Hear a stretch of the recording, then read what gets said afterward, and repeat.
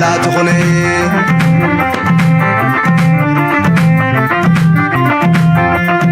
أتحدى شويته خيتلم كنس عيتلمني ولا محلا تخني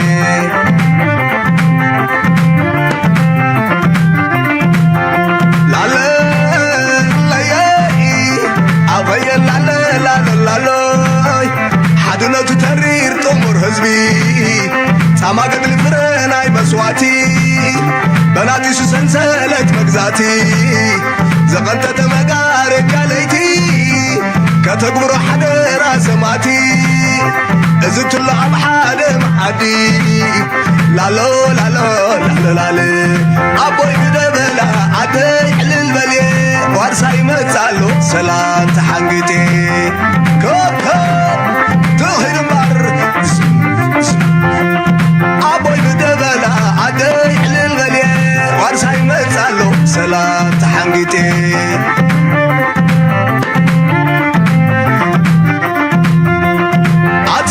شويته خيط ألم كني عيتلمني ولا محلا تغني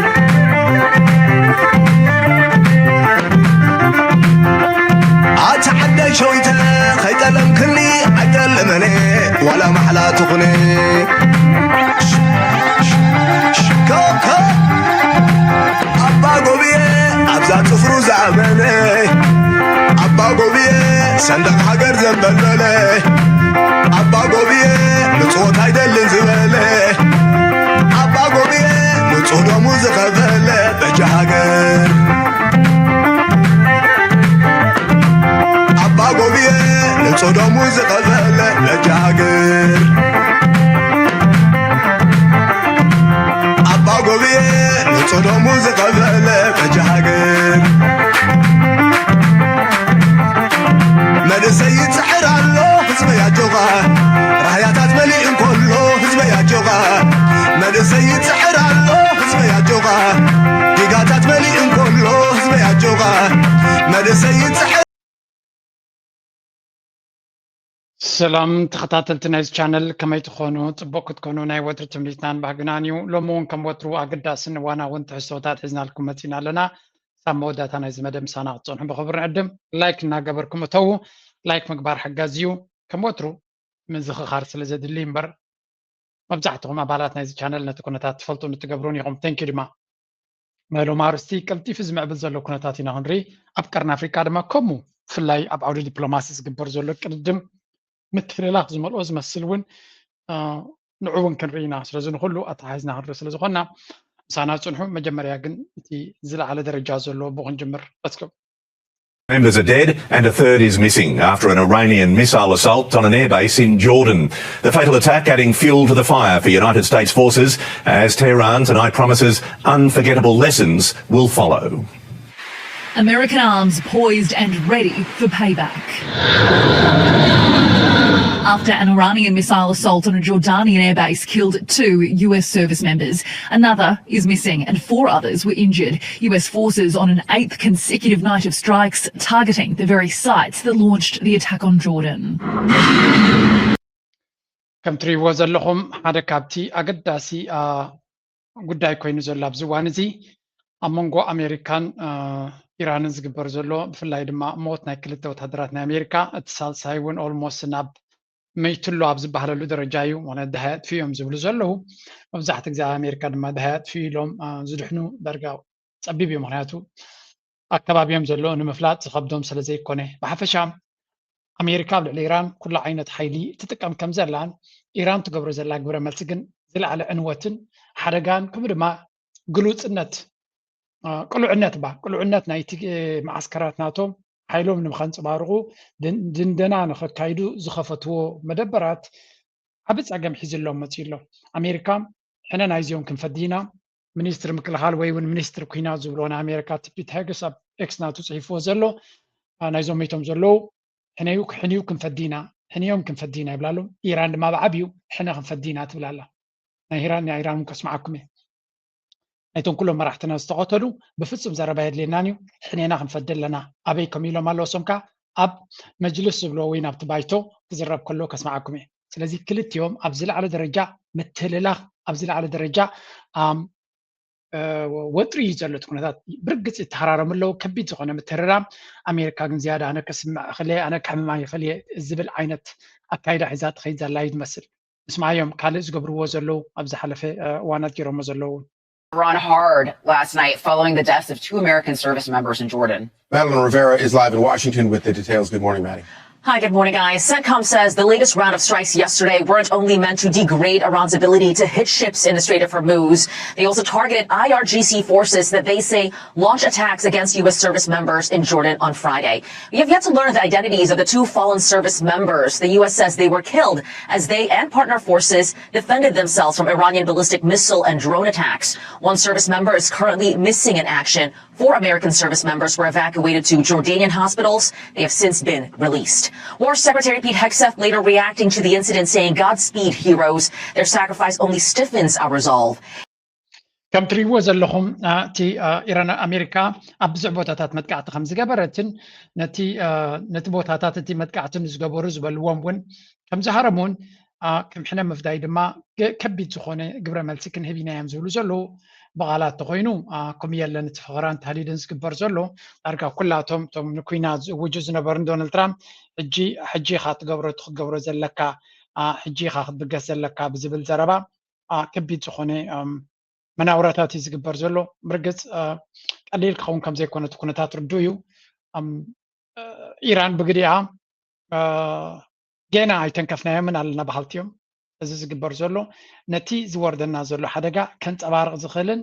ንዑ ነቲ ዶናልድ ትራምፕ ዝበሃል ክምህር ዝኽእልን ኣይኮነን ዝግበር ዘሎ ስለዚ ኣበርቲዕና ክንሃርም ክንክእል ኣለና ምንታን እቲ ፀላኢ ብዝርድኦ ቋንቋ ከነዛርቦ ክንክእል ኣለና እቲ ምዝራብ ድማ ተራ ዘይኮነ ኣበርቲዑ ክሕምሞ ክኽእል ኣሎ እንተሕሚምዎ ጥራዩ መንገዲ ክቕይር ዝኽእል ዝብል ዘረባ ኢና ንሰምዕ ዘለና ስለዚ ክልቲኦም ወገናት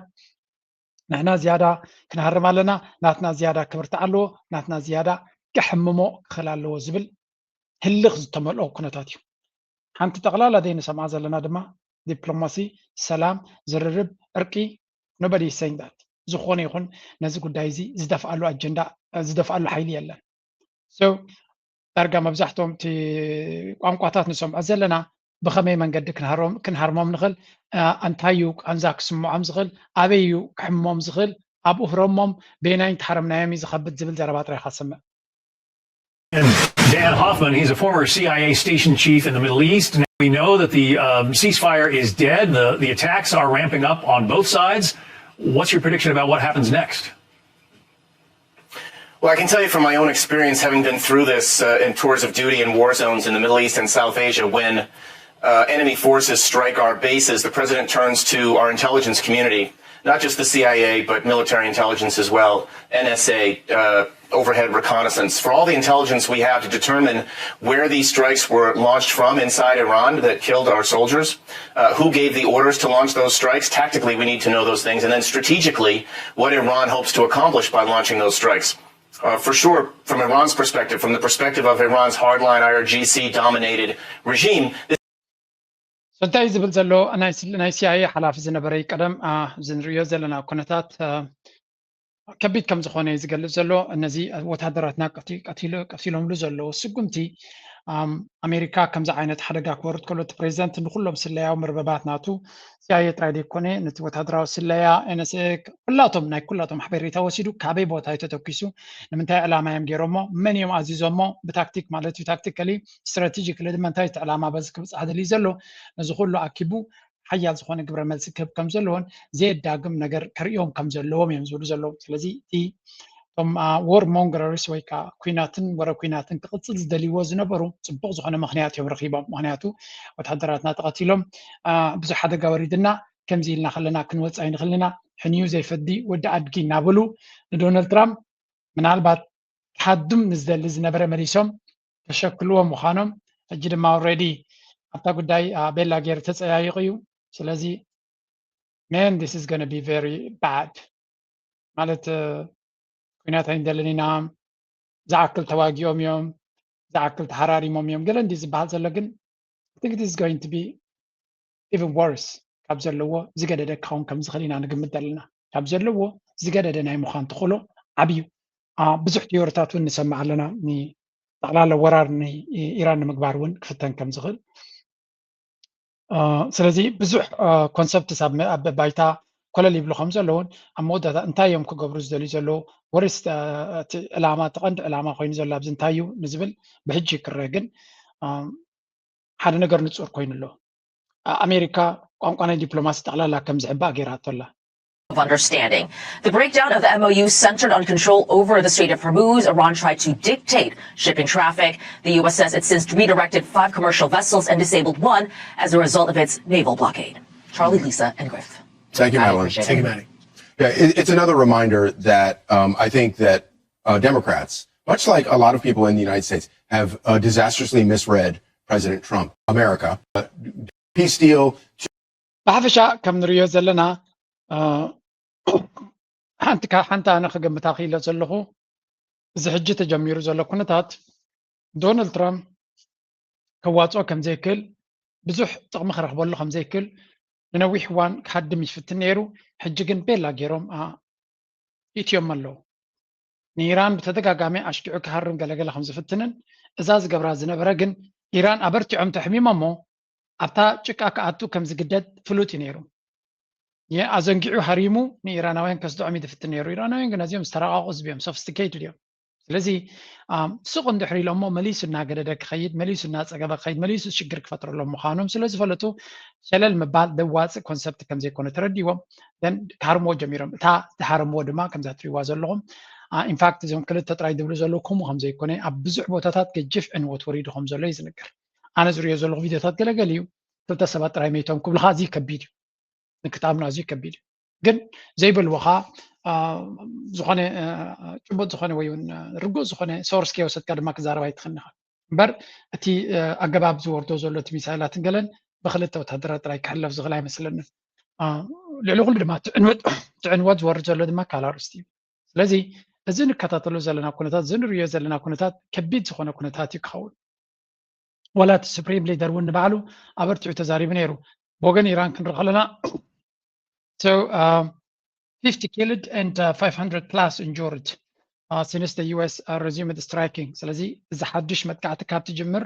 ኣሜሪካ ማለት እዩ 50 ሰባት ቀቲላ ኣላ ብኢራን 500 ድማ ኣቑሲላ ኣላ ማለት እዩ ስለዚ እቲ ክሳረታት ወላ እቲ ሞትን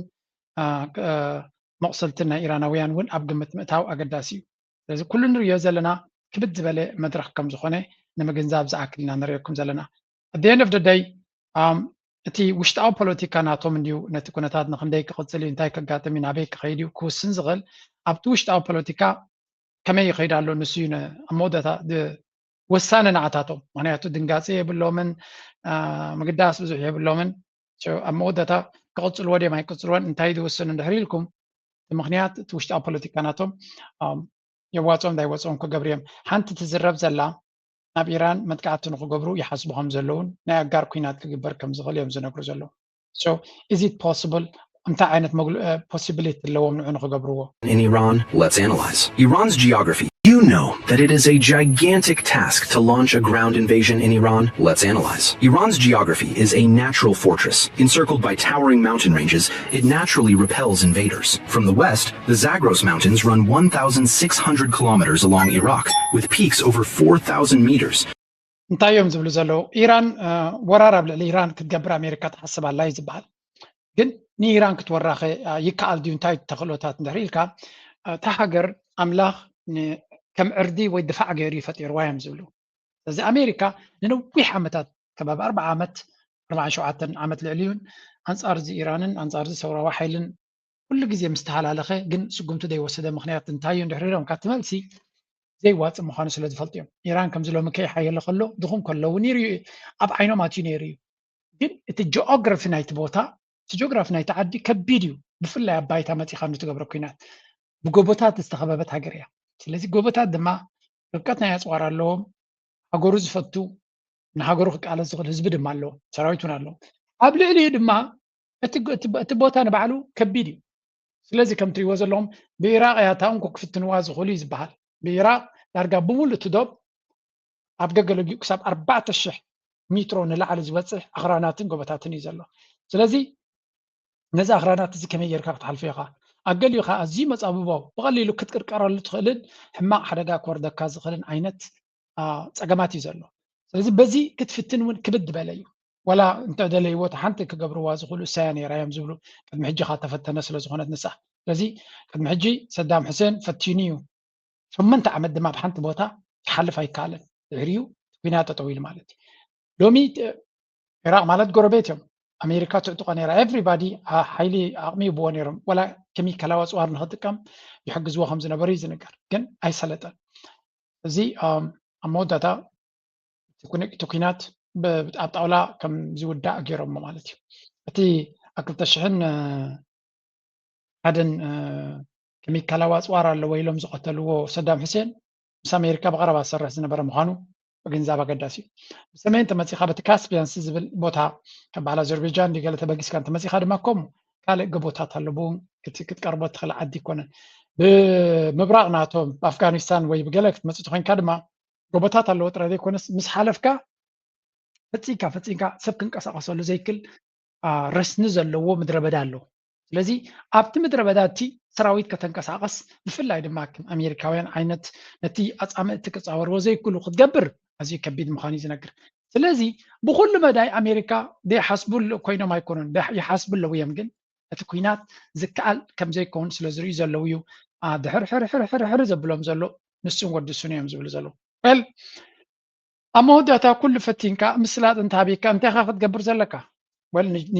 ንቻይና ክትከስስ ኣለካ ሚናትሊስ ካልእ ሰብ ዝሕግዞም ዘሎ ክትብል ክትክል ኣለካ ናብ ቻይና ገጾም ወግዓዊ ፕሮፓጋንዳ ጀሚሮም ኣለዉ Well, John, thanks so much for having me on. I think one of the interesting things, and I've just seen kind of breaking news on this, was the precision in which they were able to strike sensitive targets within Jordan. And the reporting is indicating that perhaps China or Russia was feeding them targeting information. Now, we need to get to the bottom of that, particularly if we're talking about China, on the back of the news that the president just broke and declassified about them stealing over 200 million. ከም ትሪእዎ ዘለኹም ብተደጋጋሚ ተዛሪብና ኢና እዚ ዝግበር ዘሎ ኩናት ንኣሜሪካ ካብ ትፅቢታ ወፃኢ ሓስያብ ከም ዘሎ ይንገር ካብ ትፅቢታ ወፃኢ ካብቲ ንሳ ትግምግሞ ዝነበረት ሓለፋ ይሃርሞም ስለ ዘሎ እዚ ኩናት እዚ ኖርማል ክኸውን ኣይክእልን እዩ ኣሜሪካ በይና ክትገብሮ ትኽእል ኩናት ክኸውን ኣይክእልን እዮም ዝብሉ ዘሎ ስለዚ ኢራን በይና ክትገብሮ ትኽእል ክኸውን ኣይክእልን እዩ ብከምዚ መንገዲ ክትሓርመና ኣይትኽእልን እያ ቻይና ወይ ራሻ ብፍላይ ቻይና ትሕግዞም ክትከውን ክትክእል ኣለዋ ኣብ ልዕሊኡ ድማ ቻይና ኦሬዲ ኣንፃርና ምዃና ፅቡቅ ጌርና ኢና ንፈልጥ ስለዚ ንቻይና ምክሳስ ከም ሓደ ፋሽን እዩ ኮይኑ ዘሎ እንታይ እዩ እዚ ኸ ኦፍኮርስ ከም ኣሜሪካ ዝኣመሰለ ሃገር ኢራን ድኽዑ ጌራትካ ተሳዒርካ ዝኣምነካ እውን የለን ማለሲ ከመይ ጌርካ ኢኻ ኣፍ ልብኻ ከፊትካሲ ኢራን ትስዕረኒ ላ ኢልካ እንተተዛሪብካስ መን ኢኻ ኣምነካ ማለት ውርደት እዩ እጂ انت واحد انت كتب لك ካልኦት እዮም ዝሕግዝዎም ዘለዉ ከምዚ ገይሮም ካርቦን ኣይክሉን እዮም ካልኦት ይድግፍዎም ስለ ዘለዉ ይምበር በይኖም ሲ ኣማይ ገበርዎን ክትብል ክትክል ኣለካ ዳት ሎጂካል ርዱ እዚ ኣብ ብዙሕ ግዜ ኣሜሪካ ትጥቀመሉ እዮም ምክንያቱ በይኖም ከምዚ ዓይነት ክሳራ ከምዚ ዓይነት ስዕረት ክጋጥሞም ቀበልዎም ክብድ ዝበለ እዩ ስለዚ ቻይና ደ ትሕግዞም ዘላ ራሽያ ደ ትሕግዞም ዘላ ካላርስቲ እዩ እንተቶም ቻይና ዝብልዎም ዘለዉ ምሳኹም ከምዚ የለዉ ይነግሩና ኣለዉ ኣብ ቻይና ንሳቶም ኣሜሪካ ዝወርዳ ዘሎ ሓደጋን ስዕረትን ኢንጆይ ይገብርዎ ከም ዘሎ ፍሉጥ እዩ ግን ኣብ መወዳእታ ቻይናውያን ዝበለፀ ሓበሬታ ይበፅሖም ዘሎ ናይዚ ኩናት ኣሜሪካ ሓደ ኪላ እንታይ ክብል ተዛሪብ መስለኩም ነፍሲ ወከፍ ኣሜሪካ ትትኩሶ ዘላ ሚሳይል ናብ ኢራን ብቐሊሉ ክትከኦ ከም ዘይኮነት ይፈልጡ እዮም ብቐሊሉ ክትከኦ ኣይኮነት ነተፅዋር ምክንያቱ ቀልጢፍ ዝስራሕ ነገር ኣይኮነን ኢሉ ነፍሲ ወከፍ ሚሳይል ንሶም ዝትኩስዋ ዘሎ ቻይናውያን ኣብ ነፍሲ ወከፍ ናይ ኣሜሪካ ሚሳይል ክትኮስ ከሎ ፍሽኽ እዮም ዝብሉ ኢሉ ምክንያቱ ሓደ መወዳድርቶም ዝነበረ ባዕሉ ነፍሱ ከዳኽም ኣቕሙ ከዳኽም ጉልበቱ ከዳኽም ይርይዎ ኣለዉ ስለዚ they are just dragging themselves into ንነፍሶም ሲ ኣብ ጉድጓድ ናሃለውስ መሊሶም እዮም ዝኽዕቱ ዘለዉ ካብቲ ጉድጓድ ክወፁ ክንዲ ዝፍትኑ ነቲ ጉድጓድ መሊሶም ዓሚቑ ይገብርዎ ኣለዉ እዩ ዝበሃል እዚ ኣሜሪካ ኩላቶም ዋላ ፈተውቱ ናይ ኣሜሪካ በዛ ጉዳይ እዚኣ ሕዝንን ሕመም ዝበሉ እዮም ታዲያ ማለት እዚ ኣሜሪካ ካብዚ ነገር እዚ ክትወፅእ ክንዲ ትፅዕር መመሊሳ ናብቲ ሽግር ተኣቱላ እዮም ዝብሉ ዘለዉ ምርጫት ምስለ ዝኾነ ግን states and obviously interfering in our elections through media campaigns to how they were ultimately going to vote. China, clear. This is one of the reasons last year I introduced a bill to eliminate all student visas for China. Why are we training and educating our enemies to then work to destroy us? It doesn't make any sense. እንታይ ዝብል ዘሎ ቻይናውያን ከም ስለ ዝኾኑ እንታይ ክንገብር ኢና ተምሃሮ ናቶም ኣብ ዓድና መፅኦም ክመሃሩ ንገብሮም ዘለና ማዕቢሎም ከጥፉና ማለት ይብል ኣሎ ኣይነውቶም ናይ ኣሜሪካ ፖለቲከኛታት ተበፂሕዎም እዩ ሓቆም እዮም ከዓ ክብፅሖም look at this man እዚኣ ትሪእዋ ዘለኹም ቪድዮ ኣብ 1995 ናይ ጃፓን ጋዜጠኛታት ዝገበርዋ እዮም እታ ብፀቅዒ ብየማን ዘርእየኩም ዘለኹ ሻንግሃይ ኣብ 1995 እያ ኣብ 1995 ኣብ 30 ዓመታ እታ ሻንግሃይ ትበሃል ከተማ ናይ ኢንዱስትሪ ከተማ ወይ ናይ ቢዝነስ ከተማ ናይ ቻይና እንታይ ትመስል ራይዋ ስለዚ እዛ ቪድዮ እዚኣ ኣብ ሶሻል ሚድያ ትሬንድ ኮይና ዘላ እያ ኣብ 30 ዓመት ቻይና ካብ ሓደ ብብሽክሌታ ጥራይ ዝኸይድ ኣዝዩ ድኻ ዝኾነ ህዝቢ ድኽነት ዝነበሮ ሃገር እታ ዝበለፀት ከተማን ዝዓበየ ቁጠባን I don't know بعلام كمان كم زعنة infrastructure قالوا دي يلن كتب الخلاء أنا بزا نفسي يلن كتب الخلاء أبزع بوتا تزيرة كم زعنة infrastructure كن يلن أبسلاس عمت رايك بس أحكي له so basically أنت تبقيسنا نبيكم بس أحكم نخلتري والله الزخول لخنتاي اللي صحيح في التخميل اللي زله نحنت هاجر كي وررت نحنت هاجر بومبا خي توكست نحد مراحي رجيم تشنج خي جبرت معدناتو خي منطلت ገንዘቡ ፍሪዝ ከይ ገበረት ሳንክሽን ከይ ገበረት ብትኽክለኛ መንገዲ ጥራይ ወረጋብ ገዲና ተዓመፀት ማለት እዩ ኣሜሪካ ብዙ ግዜ ተዓመፀው እና ተዓመፀት ከምዚ ዓይነት ቁጠባ ክታንጽ ኪላ ደለስን ተቀንዲ መልእክት እንታዩ ቻይና ስለምታይ ከም ዝኾይኖም ተሪልካ ብዙሕ ምክንያታት ሊስት ክትገብር ትኽእል ኢኻ ታ ቀላል ምክንያት ናታ ግን ቻይና ኩናት ዝበሃል ኣይመርፁን እዮም ወላ ንኩናት ዝደፋፍኦም ብዙሕ ምክንያት ኣለዎም ብዙሕ ምክንያት ኣለዎም ናብ ኩናት ክእትዎም ዝኽእል ታይዋን ኣካል ናይ ቻይና ምዃና ዓለም ሙሉእ ይዝኣምን ንታይዋን ግን ኣሜሪካ ትዕጥቃላ ቻይናውያን ምክንያት ነይርዎም ናብ ኩናት ክኣቱ ምስ ኣሜሪካ ናብ ኩናት ምስ ታይዋን ኩናት ክገብሩ ምክንያት ነይርዎም እዩ ስለምንታይ ዘይገብርዎ ዘለዉ ቢካዝ they know ኩናት ክሳራ ምዃኑ ካብ ታይዋን ካብ ቻይና ንላዕሊ ምክንያት ናይ ኩናት ዘሎ ሃገር የለን ራሽያ ንኣብነት ናብ ዩክሬን ኩናት ገይሩ ኣሎ ንፀጥታ ናቱ ንድሕነት ናቱ የገድሶ ይትብል ካርታ ተተኸታቲልካ ግን ካብ ዩክሬን ኣካል ናይ ኔቶ ኮይኑ ሓደጋ ክኸውን ዝኽእል ታይዋን ክንምንታይ ሓደጋ ንቻይና ምዃኑ ትርኢ ካርታ ተሪኹሞ ምክንያቱ ቻይና ንታይዋን ድሕሪ ሒዛታ ነዛ ደሴት ጥራይ ኣይኮነትን ክትረክብ ሓደ ታሪኻዊ ኣካል ናይ ቻይና ምዃኑ ዓለም ሙሉእ ይዝኣምን ንታይዋን ድሕሪ ሒዛታ ግን ኣብ ደገ ባሕር ናታ መራዩ ክፉት ዝኸውን ብሰንኪ ታይዋን ዕፅውቲ እያ ተሃገር ንእሽተይ ሃገር ጫቑኝ ዝኾነ ታይዋን ምስ ጃፓን ሓዊስካ ሓፁር እዮም ገይሮምላ ዘለዉ ንቻይና ኣብቲ ባሕሪ ከም ክትወፅእ ከም ዘይትኽእል ገይሮም እዮም ሓፁር ገይሮምላ ዘለዉ ስለዚ ንታይዋን ምምላስ ማለት ሓደ ሰፊሕ ዝኾነ ኣፍ ደገ ናይ ባሕሪ ናብ ፓሲፊክ ከም ድሌታ ንክትኣቱ ክገብራ እዩ ምክንያቱ ተሪቶሪያል ወተር እውን ክህልዋ ስለ ዝኾነ እዚ ድማ ከምዚ ዓይነት ምክንያት ከለዎም እንታይ ገይሮም ሰብ they didn't want to go to war ናብ ኩናት ክኸዱ ይደልዩ እንታይዳ ኩናት ብከምዚ ዓይነት ምዕባለ እንድሕሪ ከይድካ ባዕሉ ክውዳእ ዝኽእል እዩ ሆንኮንግ ከይተዋግኡ ወሲዶማ ንእንግሊዝ ምስ ቻይና ምውጋእ ዘይዋፅእ ምዃኑ ምስ ተረድኦም ኣብኣ ከሎ ባንዴሮም ኣውሪዶም ሆንኮንግ ኣረኪቦሞ መካው ኣረኪቦሞ ታይዋን ድማ ውግእ ዝበሃል ክገብሩላ ኣይኮኑ ስቕ ኢሎም ብቁጠባ ጥራይ ክሕይሉ ድሕሪ ኣሜሪካ ኣብ ዘይዋፅእ ደረጃ ሶሪ ታይዋን ክኸውን ዝኽእል ኣይኮነን ዝጉዳይ እዚ ክትብል እያ ስለዚ ሓደ ካብቲ ናይ ቻይና ተበላሓትነትን ኢኖቬሽንን ገለ ንሱ ንጎኒ ገዲፍካ ኩናት እናተዓደምካ ከለኻ ንኩናት ገዲፍካ ነቲ ሓይልኻ ኣብ ቁጠባ ጥራይ ክትገብሮ እንትትኽእል እዚኣ ትምህርቲ እዚኣ ነቲ ንእሽተይ ወለዶ ናይ ኤርትራ ስለምንታይ ደጋጊመ ይዛረባ ኣለኹ ምክንያቱ ናብ ኩናት ዝዕድሙና ብዙሓት ስለ ዝኾኑ ንዓና ናብ ኩናት ክእትውና ዝደልዩ ኣብ ዘይንወፆ ኩናት ክእትውና ዝደልዩ ጎረቤት እውን ኣሎ ብጌሮም ክንጠፍኣሎም ስለ ዝደልዩ ስለዚ ነብስኻ ክትከላኸል ሓደ እዩ ግን ብቁጠባ ክትምዕብል ዘይምኽኣል ግን ሓደጋ ይኩሉ ግዜ ቁጠባ ናትካ ክሕይል ተዘይኪሉ መን እዩ ዘግዳዓካ ቀዳማይ ህዝብኻ እዩ ዘግዳዓካ ህዝብኻ ይገዲፍካ ዝኸይድ ህዝብኻ ናብ ዝበለፀ ዕድል ክረክብ ኣለዎ ኣብ ዝበለ ሓደ ግዜ ድማ ቅርፅ ፀብለካ ናብቶም ፀላእተይ ትብሎም ሃገር ናብቶም ከጥፍኡኻ ዝደልዩ ህዝብኻ ናቦም ይኸይድ ካብዚ ዝኸፍእ ነገር ክህሉ ይክእልኒ ከም ሓደ ሃገራዊ ወይ ውን ሃገርካ ትፈቱ ኮይንካ عند متحلال اخت هاجر تلو إيرترا ونبي تبيع خيط كله مرة يزحم مكاج I don't know تم زحم مكم ناتكم تجمعي بس هاجركم كوستي زبل زلوا بلتقنا من ساعات ناتنا نبي تبيع ياخذ أنت سميكا it just لم كايزة فلالكا I don't know كما يلهم ده يلهم أنا بتعمي يزعزنني مالتي أبكالك زي كل التنقرات كله زي خرد دعكم يفتنانه تعلامة ملس وهي هادك إيرتراين أحواتنا يوم زبل نيرم بعفو جنتن يشتي ولد أخوليزي أحواتنا يوم سلام الركعتين عدهم كم حضروا له لو إنهم حيزهم خدوا كل سجمية بالله يوم زبل بعفو تكبرهم كالي إيرترا مغرقار إيرترا رخمش إلى نخت موت كل يزق برني رقم بعفو تعيك عليهم زاربني نحن جزء لسرعة بيتبيعن إيرترا كميلا خيرا أيرد أناني أي واحد ألناني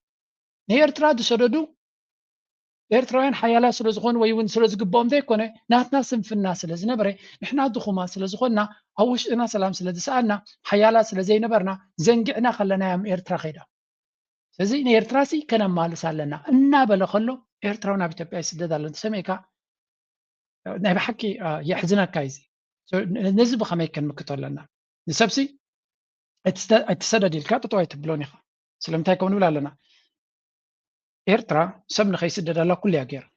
أبدوبات ناتنا حيال زخنا حلوة دوبات نيرو جن بحلوة دوبات نسبت تطبل أي تبلوني شبي واتسي نسبت تطبلو أبتعدي تطوكب له زغل الدلات مجمر يتسمعون what do you want تبلو تاخد دلدلها زيا عين conversation تدليا انتاي زل تمنسي أوكي تمنسي انتاي دل سلم تاي خيدالو زيا serious زخنا discussion مسز بخاكو في الكاك زربالو كمزي نايبل تسقنا فيك زخنا زرب قبرها لغنا بالكاب بومبان درونن بدرباي زي كونه كوفي الكام سزبغا we need a discussion عابي نايكو طبعا نايلا معتن كون دل انت قلنا جن حزبنا سلامتاي وصالو بخميته تقنبلو تجزر لهم وش تزلون تاك قبر خلي I think ني تانكس مغنياتو نعدتهم زبلنا اذا انا تشاينا معبالنا يرترا كبار يكونتن معناتها إيرترانس خنقبر نخلينا of course كن ذا عينات كنفتر نخلينا لك جهر لكم هيكلني جن I think we can do this but we need to get started نزنا جرزنا خنقبر and I'm always China حلو فقر سلازلني أبغى إنفست سلازجبركو بركنا China سلازلنا قال يكون كوي China sponsor سلازجبروني يكونوا genuine لك الريا خلنا سلام جيرون خالك كده بدأ بس خيط هجر respect اللوانه بومباتات جيرون هجر عزعنو زلوجن I cannot respect that country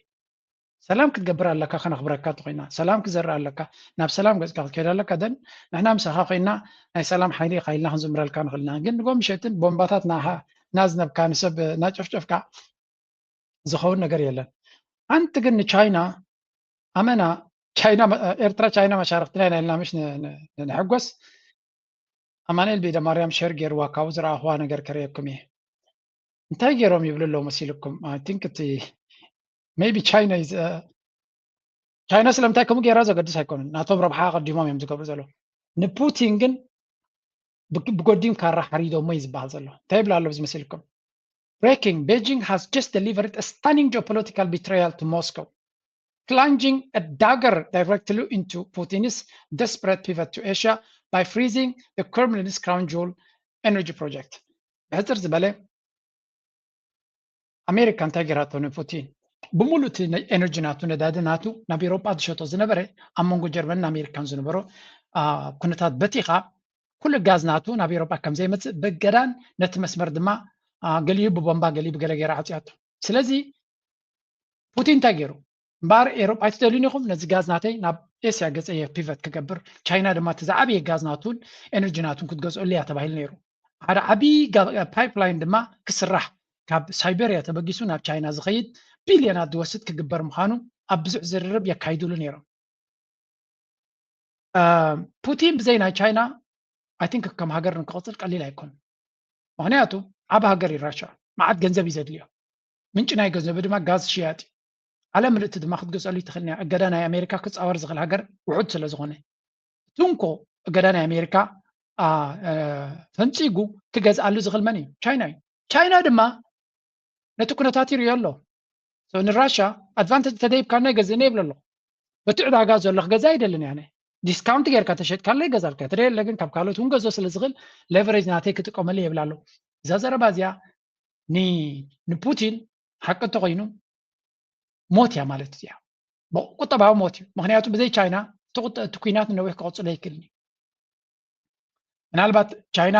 ኣብ ምንታይ ነዛ ዲዛስተር እዚኣ ክቕፅለልኩም እየ መብዛሕትኡ ካርታትና ንሕና ናይ ማዕድናትና ናይ ገሌና ናብ ቻይና ነጌርና ዘለና ቻይና እዮም ዘውፅኡልና ዘሎ ወይ ቻይና ኢና ንሰርሕ ዘለና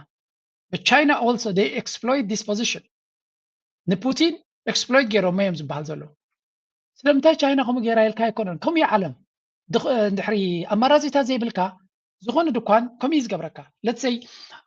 ሓረስታይ ኮንካ ድንሽ ኣፍሪኻ ናብ ሓደ ሱፐርማርኬት ትሸጦ ኣለኻ እቲ ንስኻ ትሸጦ ዘለኻ ድንሽ ውሕድ ተኮይኑ ነቲ በዓል ድኳን ካብ ብዙሓት ካልኦት ዝገዝእ ተኮይኑ ንዓኻ ንኪሎ ብከምዚ ሃበኒ ይብለካ ኣይደልን እንተልካ ኪት ክብለካ ኸእል ንስኻ ናብ ትሸጠሉ ቦታ ተደይብልካ እንታይ ካ ትከውን በታ ዝብለካ ክትከይድ ካብ ከምዚ ንክትወፅእ እንታይ ትገብር ኣለካ ብዙሓት ሸያጦ ዝገዝዎ ነቲ ንብረትካ ክትገብር ክትክእል ኣለካ ኤርትራ ድማ ብዙሕ ማዕድናት ኣብ ቻይና እያ ትሸጦ ዘላ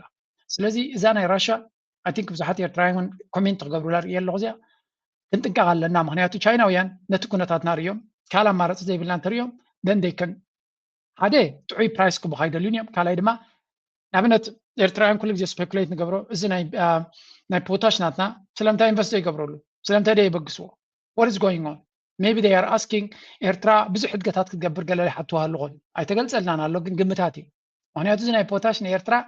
ክቅይራ ዝኽእል ዝነበረ ፀጋታት እዩ ነይሩ ግን ቻይና እዮም ሒዞሞ ዘለዉ ካብቲ ናይ ኣስትራልያ ካምፓኒ ገዚኦም እዮም ስለምንታይ ስራሕ ኣይጅምሩን ዘለዉ እዚታት እውን ብዙሕ ሕቶታት ዝገብረልካ እዩ ብሓፈሻ በዚ መንገዲ እዚ ቻይና ፅልዋ ወይ ፍተውዋ ኣይኮነን ነፍሲ ወከፍ ሃገር ንረብሑ ይሰርሕ ንሕና ድማ ንረብሓና ክንሰርሕ ኣለና ቻይናውያን ግን ቀለልቲ ከምዘይኮኑ እውን ከምዚ መሳኪን መላእኽቲ ጌርና እውን ክንወስዶም ይብልና ኣይሰርቁኻን እዮም ኣይዘምትኻን እዮም ግን ልክዕ ከም ነጋዶ ዝበለፀ ዋጋ ንረብሖም ክረኽቡ እዮም ዝደልዩ they don't have hard feelings ከምዚ ብፍቕርኻ ዝቃፀል ልቢ የብሎምን ብፍቕሪ ናይ ህዝቦምን ናይ ረብሖምን ዝቃፀል ልቢ ዘሎ ንረብሖም ድማ ንሱዳን ንኣብነት ለንቀን ኣብ ኩናት ኣላ እንታይ ገይሮማ ኣብ ኩናት ሽግር ከላ ናይ 30 ዓመት ድዩ ናይ ክንደይ ዓመት ናይ ብዙሕ ማዕድናት ዲል ገይሮም ኣለዉ ስለምንታይ ገይሮም ሱዳን ኣብ ከምዚ ኩነታት ከላ ማዕድናታ ክገዛላ ዝኽእል ሰብ የለን ቻይና ጥራይ ትኽእል ስለዚ ቻይና ነቲ ፖዚሽን እዚ ተጠቂማ ምዝመዛ ክትብሎ ትኽእል ኢኻ but that's the world እቲ ዓለም ንነብረሉ ዘለና ከምኡ እዩ ኣሜሪካ ንከምዚ ዓይነት ኩነታት እያ ትገብር ብጥሩሕ እያ ትወስዶ እንተወሓደ ቻይና ገለ ትኸፍል እያ ኣሜሪካ ብጥሩሑ መፂኣ ከምዚ ናይ ቬኔዙዌላ ጣጣ ኣቢላ ናተዩ ትብል ማለት እዩ ስለዚ ንሪኦ ዘለና ኩነታት እውን ኣስተውዒልካ ምግንዛብ ዘድልየ እዩ and I am just giving you all sorts of information ሰብ ክፈልጦም ክርድኦን ዘለዎ እዩ ሕጂ ናብቶም ሃገራት ኸሊጅ ክምለስ ኢና ንሳቶም እንታይ ይገብሩ ኣለዉ እንታይ ከየጋጥሞም ኣሎ ምክንያቱ ኩናት ኣብ ዝባኖም እውን ስለ ዘሎ by the way ራሻ ከቢድ ዝኾነ መጥቃዕቲ ኣብ ዩክሬን ትገብር ከም ዘላ እውን ይንገር ግን ውልሲ ናበይ ገፁ ክኸይድ እዩ ዩክሬን እውን ኣብዘን ዝሓለፋ 2 መዓልታት ኣብ ውሽጢ ከተማ ናይ ርዕሲ ከተማ ናይ ራሻ ከቢድ መጥቃዕቲ ከም ዘካየደት እዩ ዝንገር نقطة جينا بزيام حقرات خليج كملس Kuwait, as the military says its air defenses are intercepting Iranian missiles and drones. State media in Iran are reporting the military has targeted US interests at 2 bases in Kuwait. On Saturday, Iranian missiles and drones also struck an oil facility and a power generation and water desalination plant in Kuwait.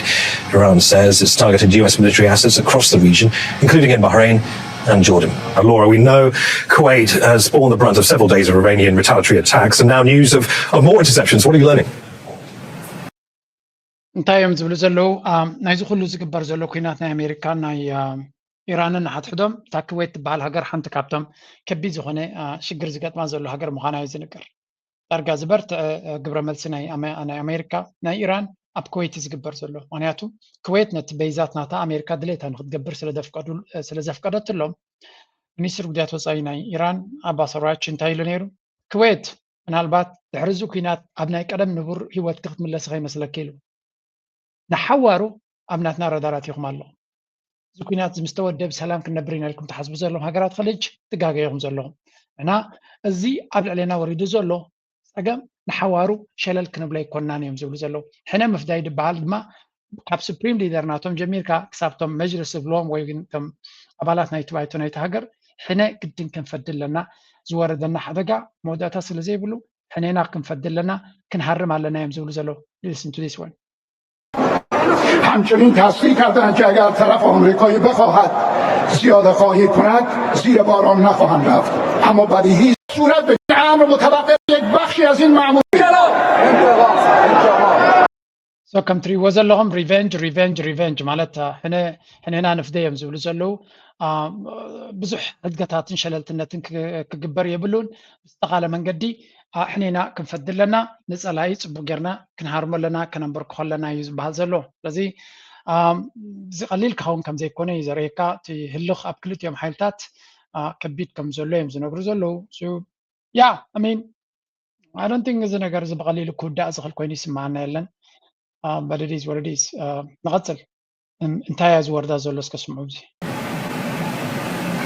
Well, it is an active and fluid situation at the moment. There has been a statement from the Kuwaiti army essentially saying that if the population hears any loud explosions, this is going to be interceptions above. And this, in a sense, is a reassurance to the general population that they are getting it under control, that they do have their layers of defense, and that they will be hearing intercepting missiles. And in terms of public safety, to only pay attention. So, كم تريود لهم تكويت بحالنا تزبي رجوعنا تويجا confidence نمفتار يكلا خلوهم زلون air defense system ناتك تدمس تسمعوا زلهم سي تخلاخيلنا نهرموس لزلنا يو تدمس تسمعوا زلهم برزقوني لين ترجعوا زبل ملختيهم كم حلال فزفت نزلوا but we all know these things are not حق خمسة كونات ترديو ناتو كبيت كونات زي كازلو نقوله كاتو قبلو خمسة كله. For countries in the region. Obviously, this night was very hard for Kuwait, which was the hardest hit. You mentioned some of those targets there, the oil facility, the water desalination plant, power plant, but also military installations linked to the United States. It has to be said that this is the second night in a row that Kuwaiti water desalination plants and power plants are being hit, but that was not the only country that was hit overnight. Bahrain and Jordan were also targets, especially So كم تري وزل لهم تات بدلا كويت بتتجاجامي كل التجزئة ترى تكون سالسة جزية وانت حريمة خمزلا قطعلي ناب كويت كبر جلو متقعتي كم زلوا يمزنوا جرجلو تزت كويت بهالحجر حركة بتم أبيز بله حركة زور دوزلون متقعت زور دوزلون أنا إيران محرمتي ويمجرفتي زي قد يتقاعدوا في يزيد كويت بهال بزح يوم زهر موزلو بزح معسكرات كم زلوا يزن جرابو هذا عند صحفتي أبزوت يعني را the calculations نايت كويت زبال بعلو حبي سحتت كم زنا بريم زنا جرزلهم everybody is watching Qatar and the UAE but Kuwait is the one sitting in the crosshairs بلالو before this war it hosted مزق يناتزك سب عصرت الثلاثة شح وتحضرتنا أمريكا انجدا كم زنا برت زدما أبستفل عليه كامبتاتنا تا مالتيو Qatar and the UAE hedge they keep a channel open to Tehran and make themselves useful to both sides. Kuwait doesn't play that game, and unlike Bahrain, it is big enough to actually matter. So, times the Kak Island and the Kuwait the Bahal, بمسرته بزع جيجاتات يزلوا. قطر after مجمريا مستعرمت كتامس Tehran direct line of communication جيرون كزار عربي جميرة. زررب سلاز قبر زلوا. هاي سلام تلو خطات دماغ فتس مجمرة. إمارات مجمريا دريقو مس إسرائيل كوين كانت فايناني إماراتي إيراني بالنيران مودا تاكن تكونتات مسرايو قد تاوزر الرب جميرو تتخيلوا كمان قد تاو برراناي سيبلاو كمان قبر جميرو أحساهم قفلهم زغلو تنجير مالتي سعودية كم مجمريو زر الرب مس إيران جميرو بس الكويت بالجن تعال التعبيتي دسم عزل لا I just don't understand أي حيال كوين قبر ما تصغب أي نشتي كوين الإمام مس إيران تمساسيل خنبر so دريقو حمد كات قبر لا مالتي so it's just كل سبي ذكر رمزله now الكويت بحال نتي ممنش أوي إلكتريكن كم دما نتي ناي desalination plant سنك تهرم جميرة لا so انتاي كونيم Kuwait has no rivers no lakes essentially zero mutual fresh water so لذي زخون الرباية بالله زخون كلاية بالله زخون قلية بالله تسعة ميتاويت مايناتهم كابت desalination plant سيدمت كمون تسعة ميتاويت نايكو طبعا اتومون كابشيات ناي ندادي دمت ندادي بحال شوت يلو على ناتهم ندادي وتي يلا pipeline way كم زي زخات وقال نخير كاية بلوم ناي بحق هاجر diplomatically is really in deep trouble مالت شجر كافل كاخد سرارب تخيل كون سبوكاي نابنت بحرين زبهالكم يشفشف على بحرين قال مس إسرائيل ركب على مس إمارات أنت قوماتات قبروا اليوم الزجن مس إسرائيل ركب زبهالكاية بلون الزي كويت زبهال I think somebody has to قال مخرك وهو زقباي كوين يسمعني وناتو بخمس من قدي you lose the water. Lose the water is in a country that clears 50%, 50 degrees centigrade in summer, and you get a humanitarian collapse in this. الذي مقطنا يتعدك سب 5 ديجري سنتيغريد بتصحي تناي ماي زتيلو desalination plants حيالك كاباتن دحراريمكا زي اب معلتات كتف زخل يوم زولو زالو I hope أبوتاتاي بتصحن خون. There is a history here. In 1987, Iran put a silkworm missile into a Kuwaiti tanker sea in Kuwait waters. Kuwait responded by reflagging it. بحفشة قد محجون تاريخ زلوهم يوم زمز بزيوم كويت زلخام زلخم أملاخ يخدمكم أملاخ يحلهم قليل زي كونه بده أب قد ميخمكم زلو يزن قرزلو. So yeah, هقرات خليج بعبيان كلن نحما زلا. But كبير خلقوا كويت and Bahrain fully in the US and Israel camp. كويتي أبتنا يا مس أمريكا يتسجع زلوا قطرن إمارات السعوديان تنزحشة نخلت يسايدس كحق ساز في التنازل لوا نفسن دما كاب حرقة كتنازل في التنازل لوا ومان زبال مستهران بقص لزغنا ندادناتو ناس أخويني شيء طالو لكل جن كابتي استعاد أبوتهم وسعي لزغنو ومان أكشلي تزحشة يابز كنتات زي دحري السعودية تتم كالت كلاتهم كفيلا وش جرنت أجمعنا اللوم ككمناتهم سلتن طبعا دما قال يوم يربحوا قال يوم أمانة يسيلو قال يوم قد حنزو خوني من قدي حيزوم يقع زلو حفشة زن ريو زلنا صراح صول نسمع زلنا كاتلو زلنا كنتاتن ساكن دي كبيد نجر مخانو مجنزاب زليو كم ريو زلنا أبزو قد دايزي بزح سب قد كم زخل بزح حجز الله تطري بزح قد أتوريد له بزح حجز الله تطري كتوداي سبز دلنيرو حجز أتوزلو قصنا يكونات جن أزيق نايو كم معتنا معت دسمبري خات سمع I hope زيوم قال لبا ماتيو بقال من قدنا تكونتات كتهداد ومن تطوق بالومن تمنيت ناي مبزحتنان ناتين نايزوم تختاتلتين كم زغنا رقصنيا أنا قلنا تختاتلنا بتعبريتنا بهم كنا بلينا حجي تقن زقد سنة زوبانا سل زغنا بخميك الويز قدايزين زوبانا. Let's go to there like مقبرة رسول. The internal theaters of conflict. To understand why intelligence agencies are watching this so closely, look at how directly it intersects with Ethiopia's active, overlapping domestic conflicts. Regional security genuinely hinges on whether Ethiopia can pacify its own internal battlegrounds, all of which are watching the proceedings warily. Up north, Tigray continues its recovery under the Pretoria Cessation of Hostilities Agreement. For Tigrayans, this dialogue is a chance to resolve constitutional disputes, fast-track the return of displaced people, and stabilize the region's future. But a serious internal rift inside the Tigray People's Liberation Front complicates things. Okay, እንታይ እዮም ዝብሉ ዘለዉ ተዓዘብቲ ናይዚ ከባቢና ኢትዮጵያ ኣብ ከቢድ ዝኾነ ዓዘቕቲ ከም ዘላን ውሽጣዊ ፀገማታ ኣሕውያ እዚ ዲያሎግ ደገለዶ ድብልዎ ዘለዉ ናብ ደገ ገፃ ንኽትከይድ ካብ 91 ዝተፈጠረ ናይ ሴኪሪቲ ኣርክቴክቸር ወይ እውን ፀጥታዊ ዞባዊ ኩነታት ንምቕያር ወይ እውን ኢትዮጵያ ሕልምታት تعبيت زنبرة حلمتات نيار دقة بحر نمتقبار نحرو خينو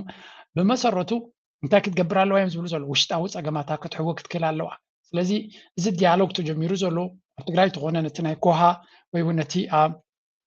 بريتوريا سممي تساقينكا قال معلا بكت قبرو اللي تخلين تغوني كاب تزربهم تبقيس كاقن اتس اقامناتهم نكفتح كاب نكفتح نكقدد زقال لمخاني خاطر بدا because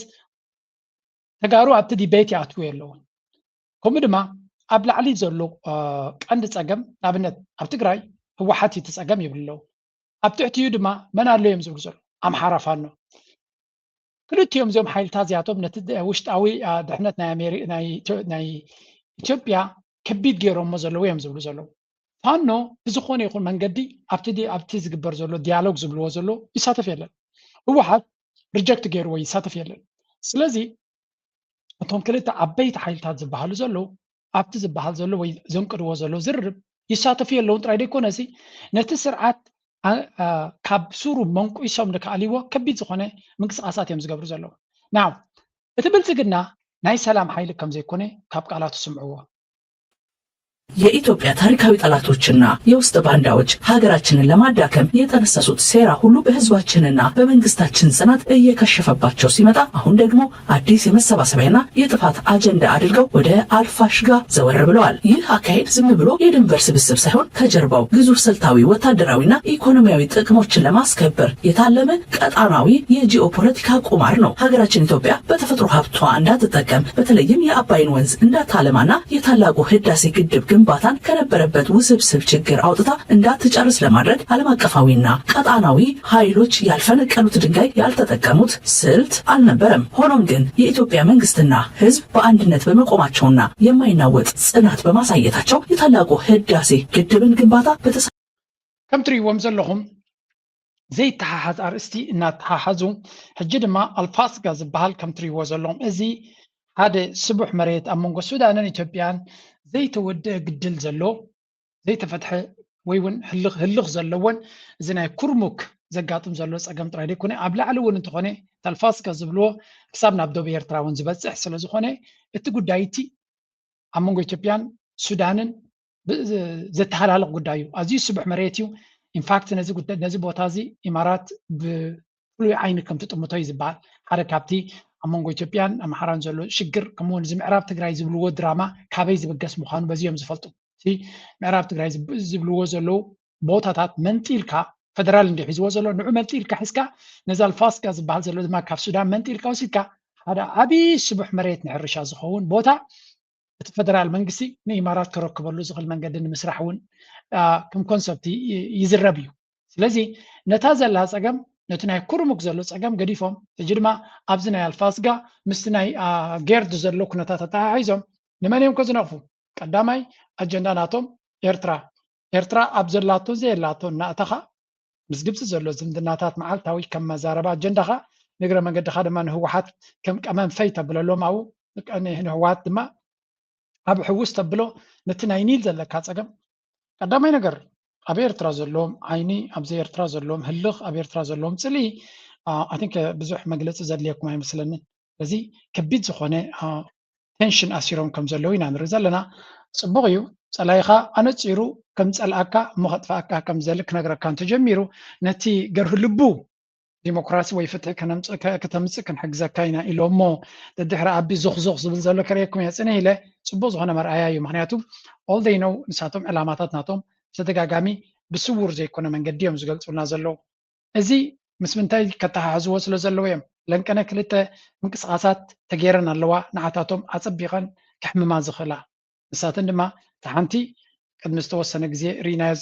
ዝቐነናዩ ከርእየኩም እየ ሕጂ ድማ ሓዳሽ ኣገዳሲት ስራሕ እቲ ኣክቹሊ እቲ መንግስቲ ኤርትራ ዝገብራ ዘሎ ሓንቲ ካብተን ትሕጉሰኒ ነገር እንተሎ እዛ ሕጂ ንሪያ ዘለና ኢና። ምክንያቱ you really need to address those situations እዚኦም ሰባት እዚኣቶም ስኢልካ ምርኣይ ትርጉም የብሉን። በዚያ ዝገብርዋ ዘለዉ ጥራይሲ ከም መብዛሕትና ኤርትራውያን ኣዝዩና ከም ንሕጎስ ፍሉጥ እዩ። ፀላኢኻ ዝኾነ ተንከስ ዝብል ትዕቢት ብኣፉ ንልኡላውነትካን ንካልእካን ዝትንክፍ ዘረባ ክዛረብ ከሎ ቅልጡፍ ዝኾነ ዲፕሎማስያዊ ምንቅስቃሳት ምግባር ኣብ ባይታ ንትገብሮ ነገር ጥራይ ገዲፍካ ፅቡቕ ዝኾነ መልሲ ይዝህብ። ኤርትራ ቅድሚ 3 መዓልታት ኣኼባ ናይ ኮንግረስ ዶ ናይ ህዝቢ ዶ ኢሉ ኣኪቡ ንልኡላውነት ናይ ኤርትራ ዝደፍር እቲ ፕራይም ሚኒስተር ውሽጣዊ ሰላሙ ንክዕቅብ ንኤርትራ ገንሸል ገይሩ ንክኸይድ ዝፈተኖ እንታይ ገይራ ኤርትራ ክልተ ኣገደስቲ ፍፃሜታት ኣጋጢመን ኣብዘን 2 መዓልታት ዝሓለፋ 3 መዓልቲ ንሱዳንን ንኤርትራን ብሓደ ገይሩ ክፀርፍ ተዛሪኹም ተመፃኹምን ፀገም የብለይን ዝበሎ ናይ ሱዳን መራሒ ናብ ኤርትራ መፅዩ። ሱዳን ኣብ ውሽጢ ሱዳን ዝካየድ ዘሎ ፅንሕ ኢልና ክንሪኦ ኢና። ስለዚ ናይ ሱዳን መራሒ ናብ ኤርትራ ምስ መፀ ፅቡቅ ዝኾነ ርክብ ኣካይዶም ፅቡቅ ምትእስሳር ከም ዘለዎም ፅቡቅ ምርድዳእ ከም ዘለዎም ድሕሪ ምንፃሮም ሚኒስትሪ ጉዳያት ወፃኢ ናይ ኤርትራ ድማ ናብ ግብፂ ከይዱ ኣሎ። ዲስኣር ሃገርና ብከምዚ ዓይነት ዲፕሎማሲ ክትጓየ ኢና ንድሊ ያ ብልፅግና ዝበሎ ሰሚዕካ ንሱ ዘይዛረበ እኮ የብሉን ገለ ዝብሉኒ ሰባት ኣለዉ። ንስኻ ከምኡ እንተተረዲዩካ ተራሰብ ኢኻ ተራሰብ ስለ ዝኾንካ ዘረባኻ ዘገድሰና ኣይኮነን ወይ ዘረባኺ ወይ ናትክ ርእይቶ ዘገድሰና ኣይኮነን። ንሓደ ዓብ ሃገር ዝመርሕ ዘሎ መራሒ ዝዛረቦ ግን ዓጃው ስለ ዝኾነ ኢልካ ክትፃረፍሲ ፅላለ ስለ ዘለካ ጥሪ መራሒ ናይ ሃገር ውግእ ክእውጅ ዝኽእል እውን እዩ። ስለዚ ክንምንታይ ክትንዕቆ ትፍትና ኣለኻ ነታን ቃላቱ ብዝግበአን መጠን ምርዳእ ልቦና እዩ። ሃገር እዩ ዝመርሕ ዘሎ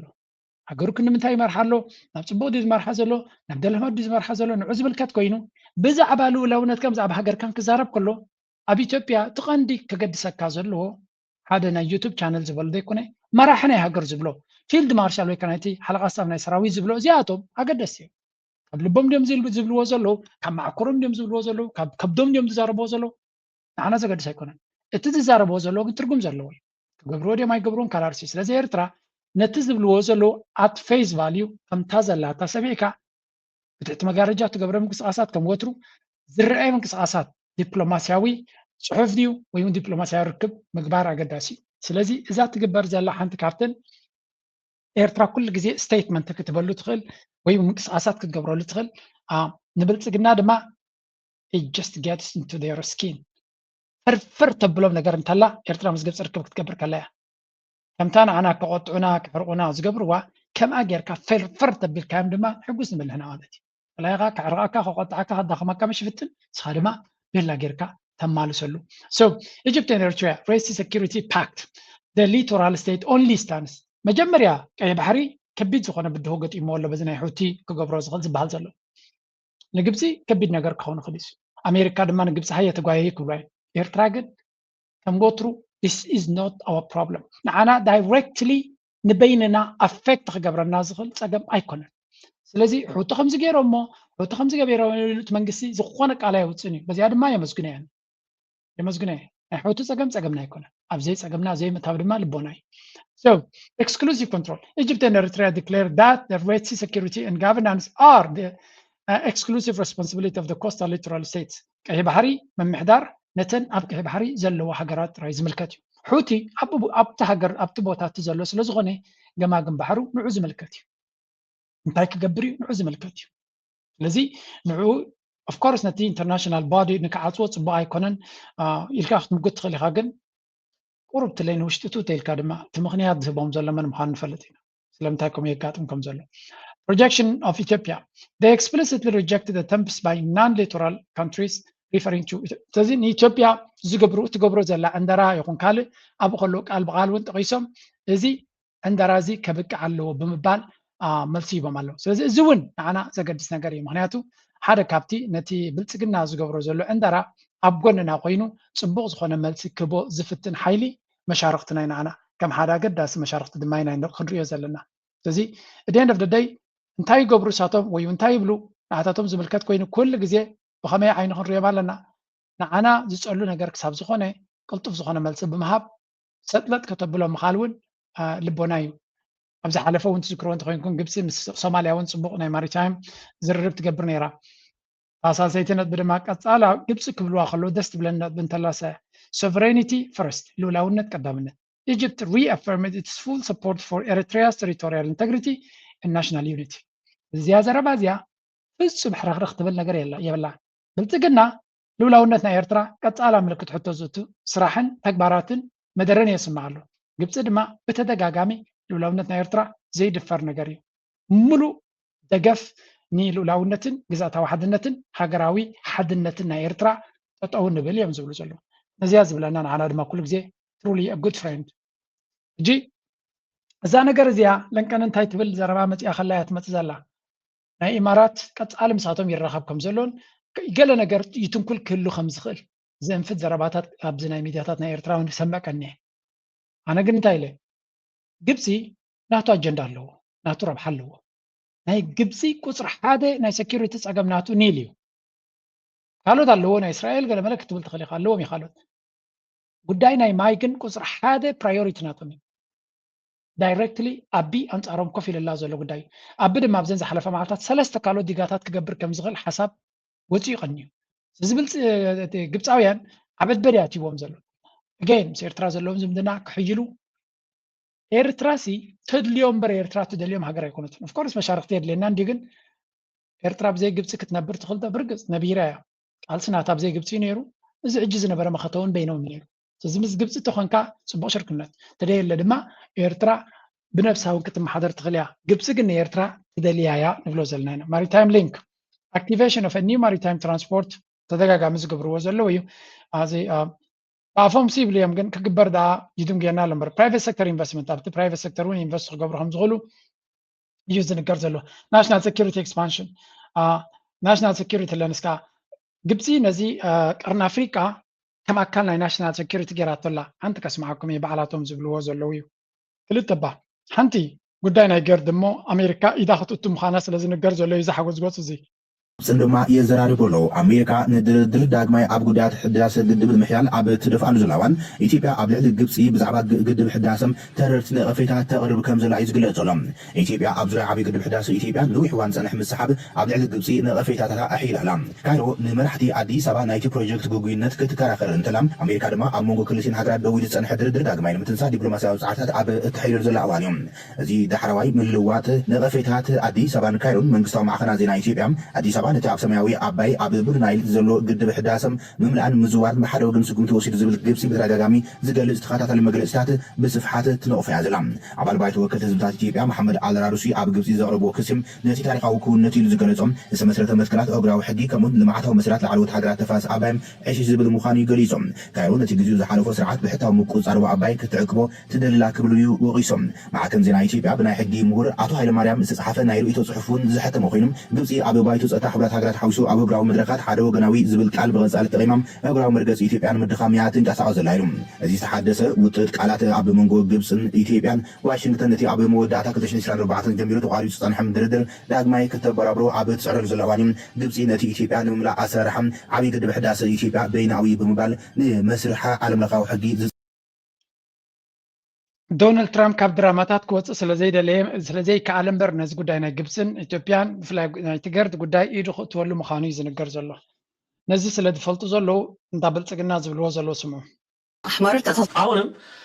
የግብፅ ጣቢያ ነው ይሄ 360 አልዓረቢያ የሚባል ጣቢያ ነው የግብፅ ጣቢያ ነው ምን ትላለች የናይልና የባህር ጉዳይ ትላለች سوري على متواتشو صعد معركة النفوذ في القرن الإفريقي يه بأفريقيا كندلاي مان يبلاي يهون يميلو تقل نو بق بقل سنو ينقرون مان بزيه أكبابي يبلاي يهون قبس ويس إثيوبيا ስለዚህ ይሄንን ጉዳይ በግልጽ እየነገሩን ልቡ ማይነቃነቅ ኢትዮጵያዊ ነኝ ሊል አይችልም በፍጹም በጣም ነው የሚገርመው ማለት አንድ በግልጽ እየነገሩን ማለት ባንስ ደባብቀው ለዲፕሎማሲ እንኳን እንደዚህ የሆነች ነገር አሽሞንሙነው እንኳን ቢሉ ኖ በግልጽ ይሄ ጉዳይ የበላይነት ጉዳይ ነው በቃ صراع بين مصر وإثيوبيا يتجاوز ይህ በኢትዮጵያና በግብጽ መካከል ያለ ዳሴ ግድብ والممرات البحرية ከናይል ውሃ ጋርና ከባህር መተላለፊያ ጋር የተያያዘ ሕጂ እንታይ ዝብሎም ዘሎ ናይ ግብጽ ሚድያታት ድሌታቶምን ሓሳባቶምን ዝሓቡ ይኮኑን ተደጋጋሚ ዋላ ሳቶም ጥራይ ዘይኮነስ ዋላ እቲ ነቲ ቀርኒ ኣፍሪቃ ዝከታተል ጉዳይ ዝብሎ ዘሎ እቲ ሜኒዩ ሜጀር ሪጅናል ፓወር ክኸውን ዝኽእል ናይ ሪጅናል ኮምፒቲሽን ከም ዘሎ እዩ ዝንገር ኣብ መንጎ ኢትዮጵያን ከምኡውን ግብፂ ክልቲኣቶም እውን ዲፕሎማቲካሊ ተወዳደርቲ እዮም ምክንያቱ ኢትዮጵያ ንሕብረት ኣፍሪካ ዘእንገደ ሃገር ክኸውን ከሎ ግብፂ ድማ ነቲ ኣረብ ሊግ ዝበሃል ዘእንገደ ሃገር እዩ ስለዚ ነናቶም ዲፕሎማስያዊ ጭዋዳ ኣለዎም ኢንፋክት ግዳ ሓቂ ወይ እውን ገለ ከም ተወሰኸ ሓቂ ድማ ግብፂ ካብ ሙሉእ ዓለም ዝዓበየ ኤምባሲናቶም ኣብ ኣሜሪካ ኣይኮነን ዘሎ እዮም ዝብሉ ወይ ኣብ ብራስልስ ኣብ ኤሮጳ ሕብረት ኣይኮነን ዘሎ እንታይ ዳ ኣብ ኣዲስ ኣበባ እዩ ዘሎ ይብሉ ስለዚ ቀዳምነት ናቶም ኩሉ ግዜ ናይ ማይ ጉዳይ ምዃኑ ምግንዛብ የድልየ ስለዚ እዚ ውድድር እዚ መን እዩ ኣብዚ ቦታ እዚ ፀብለልትነት ክህልዎ ዝኽእል ንዝብል ምዃኑ እዮም ዝነግሩ ዘሎ nothing surprising everybody is for their interest ኣነ ዝገርመኒ እቲ ብልፅግና ዝበሃል ነፍሱ እውን ፅቡቅ ገይሩ ዝፈልጥ ኣይመስለኒን ኣብ ውሽጢ ዓድኻ 6-7 ብረት ኣልዒሎም ክድስቑኻ ዝውዕሉ እናሃለዎ ከለዉ ከመይ ገይሩ ብዛዕባ ሪጅንን ብዛዕባ ካልእን ክዛረብ ሞራል ዘለዋ ነገር ይዝብለኒ ኣብ ካልእ ዓለም እኮ ግብፂ እኮ ድኽነት ኣለዎ ሽግር ኣለዎ እዩ ኣብ ውሽጢ ዓዲ ግን ብረት ሒዙ ነቲ መንግስቲ ከውድቕ ዝፅዕረ ሓይሊ የብሉ መጀመርያ ክትገብሮ ዘለካ ናይ ሪጅናል ፓወር ደገለዶ ክትገብር ኮንካ እኮ መጀመርያ ሃገርካ ኢኻ ትቆፃፀር ዘለካ ገዛኻ ኢኻ ትቆፃፀር ዘለካ ገዛኻ ክትቆፃፀርካ ብዛዕባ ቀይሕ ባሕሪ ብዛዕባ ካልእን ክትዛረብሲ ሕፍረት ምተሰምዖም ነይሩ ግን ተሓፍሩ ሰባት ኣይኮኑ እዚኦም so እዚ ዘሎ discuss the geopolitical struggle between Egypt and Ethiopia okay amongom ህልኽ ክህልወኩም ክእል retaliation via the Red Sea following Ethiopia's perceived diplomatic and engineering victory regarding the GERD ማለት እዩ speaker claims Egypt is retaliating by attempting to block Ethiopia's strategic access to the Red Sea so ግብፂ ነቲ ባህጊ ናይ ባሕሪ ዘለዎም ንኢትዮጵያ ተጠውከ ተብሎም እያ ትደሊ ዝብል ዘሎ መጀመርያ እቲ ብልጽግና ነፍሱ እውን ጽቡቅ ገይሩ ዝፈልጥ ስለ ዘይኮነ እቲ ካልኦት ከም ኣጀንዳ ንምፍጣር ዝጥቀሙሉ ዘረባ ከም ሓቂ ገይሩ ይወስዶ ከምዚ ንሱ ኩሉ ክገብር ዝኽእል ዓቕሚ ዘለዎ መጀመርያ ብልጽግና ዓቕምታቱ ድሩት ምዃኑ ኣብ በኣፉ ዘይኮነ ብተግባር ፋኖ የርኢ ኣሎ ፋኖ ህያው ኣብነት እዩ ብልጽግና እንታይ ዓይነት ዓቕሚ ኣለዎ እንታይ ክገብር ይኽእል እንታይ ክገብር ኣይክእልን ህያው ኣብነት ፋኖ ኣሎ ስለዚ ንፋኖ ክትሓልፍ ኣለካ መጀመርያ ብሸነ ክትሓልፍ ክትክእል ኣለካ ስዕር ክትክእል ኣለካ ዋላ እዚ ዲያሎግ ኢልካ ምፅኢኻ ዘለኻ እውን ብዓብዩ ብሰላም ኢልካ ከምዘይ ምፅእኻ ኩሉ ሰብ ፈልጥ እዩ ዲፕ ሂስቶሪካል ከምኡ ድማ እቲ ታሪክ ግብፂ ኣብ ጉንደዶ ኣብ ጉራዕዶ እናበሉ ኣታ ኣብ ጉንደትን ኣብ ጉራዕን ክስዕሩ ይትኽእሉ እዮም ኤርትራውያን ስለ ዝነበሩ ኢኹም ስዒርኩም ልክዕ ከምታ ዋንጫ ኣፍሪካ ሓንቲ ግዜ ወሲድናያ ዝብልዎም ብናይ ኤርትራ ተፃወቲ ጌርኩም ዝወሰድኩሞ ጉንደትን ጉርዓን ኣይትበሉ ጉንደትን ጉርዓን ኣይኮን ኣብቲ ከባቢኹም ዘሎ ኣብ ጎንደር ከባቢ ዝግበር ዘሎ ኩናት ካን ክስዕሩ ይከኣልኩምን ኣሎ ስለዚ ኣብ ጉርዓን ጉንደትን ተስዒርኩም ኤርትራውያን ስለ ዝነበሩ እዩ እቲ መሬት ዝፈልጥዎ ነቲ ኩናት ዝፈልጥዎ ስለ ዝነበሩ ኢኹም ስዒርኩም if it happened ኤርትራ ያስዒራቶ ዘላ እዚ we need to claim our history this is our history ያይ ሕጅሲ ሓደ ሰብሲ ካብ ኢትዮጵያ ተበጊሱሲ ሰራዊቱ ሒዙ ተኸይዱስ ኣብ ጉራዕ ከባቢ ደቂ ኣምሓረ መፅዩሲ ኣይተዋጊኡ ንግብፂ ስዒርዎ ክትብሉን እንዲኹም ማለት እዩ እስናሪብም ንዓድዋ መብፅሖም ከማን ተኣምር እዩ ተርዲሙሎም ንዓድዋ መብፅሑቲ ሰራዊት ተኣኻኺቡ ኣብ ዓድዋ እውን እኮ መኒሊክን ካልኦትን ኩሎም ዝመስከርዎ ጅግንነት ናይ ኤርትራ እዩ ምስ ግዜ ኩሉ ጎሊሑ ክወፅእ እዩ ኣብ ዓድዋ ብክልቲኡ ሸነኽ ምስ ጣልያን ኮይኖም ንጣልያን ብምሽካዕ ነቲ ብወገን ኣምሓራ ብወገን መኒሊክ ዝዋላገለ ዝነበረ ድማ ሓያላት ኮማንደራት ናይ ኩናት ኮይኖም ንዑ ዝሓገዙ እውን ሶም እዮም ካሕዳማ ስለ ዝኾኑ ግን ነቶም ጣልያናውያን ኡፍ እናበሉ መሊሶሞም ነቶም ኤርትራውያን ድማ ዝገበርዎ ኣስካሕካሕ ግፍዒ ካብ ኣእምሮ ኤርትራውያን ክጠፋ ኣይክእልን እዩ ስለዚ ጉራዕዶ ጉንደዶ እናበልኩም ቅድሚ 200 ዓመት ዝነበረ ኣውያት ኣይተስምዑና ትማሊ ናብ ዝኸትኩሞ ክድከሩ ትውዕሉ ዘለዎም ፋኖ ሓቀኛ ሓይልኹምን ምስልኹም ፋኖ የርእየኩም ኣሎ this is who you are so ካልእ ለፅንፅዋይ ከምፁልና ኣይንፍትን ደስ ዝብለና ኣይኮነን ቀፂሎም ከም ትሪእዎ ዘለኹም ኢንሰርክመንት ስትራቴጂ ንቕርቀር ኣለና ይኸቡና ኣለዉ ይብል ኣሎ ነግራም ተኮይንካ ኩሉ ሰብ ይፀልአካ ክቕርቅረካ ይከዓፅወካ of course this is nothing special ስለዚ ግብፂ ብሱዳን ጌራ ብሶማልያ ጌራ ብኤርትራ ጌራ ብደቡብ ሱዳን ጌራ ተዓፅወና ኣላ ይብሉ ኖ ይዓፅኹም የለዉ እቶም ጎረባብትኩም ስለዘይኣምንኹም ስለዘይፈትውኹም ምስ ፀላእትኩም ሽርክነት ክገብሩ ፀገም የብሎም ኤርትራ ምስ ግብፂ ፀገም ሃልይዋ ኣይፈልጥን እዩ ግብፂ ንሉላውነት ናይ ትደፍር ንባሕር ናይ ተቋምት ንዓሰብ ናይ ተቋምት ዓሰብ ተቋሚታ ድማ እንካን ሃባን ብዲፕሎማቲክሊ በቲ ናይ ቁጠባ ቋንቋ እዩ ስለዚ ግብፂ ንዓና ስጋት ኣይኮነትን ንዓኻትኩም ክትበልዓኩም ትደሊ ትኸውን your problem not our problem in fact ክልቲኹም ዘይምስማዕኩም ንኤርትራ ኣድቫንቴጅ እዩ ከም ኩሉ ግዜ ከተሰብዕሉሉ ዘለኩም ናይዞም ክልተ ሃገራት ዘይምስምማዕ ንዓና ኣድቫንቴጅ እዩ ክሰማምዓ የብለን እዚአን ንሓትደና ተበላዓ ከለዋ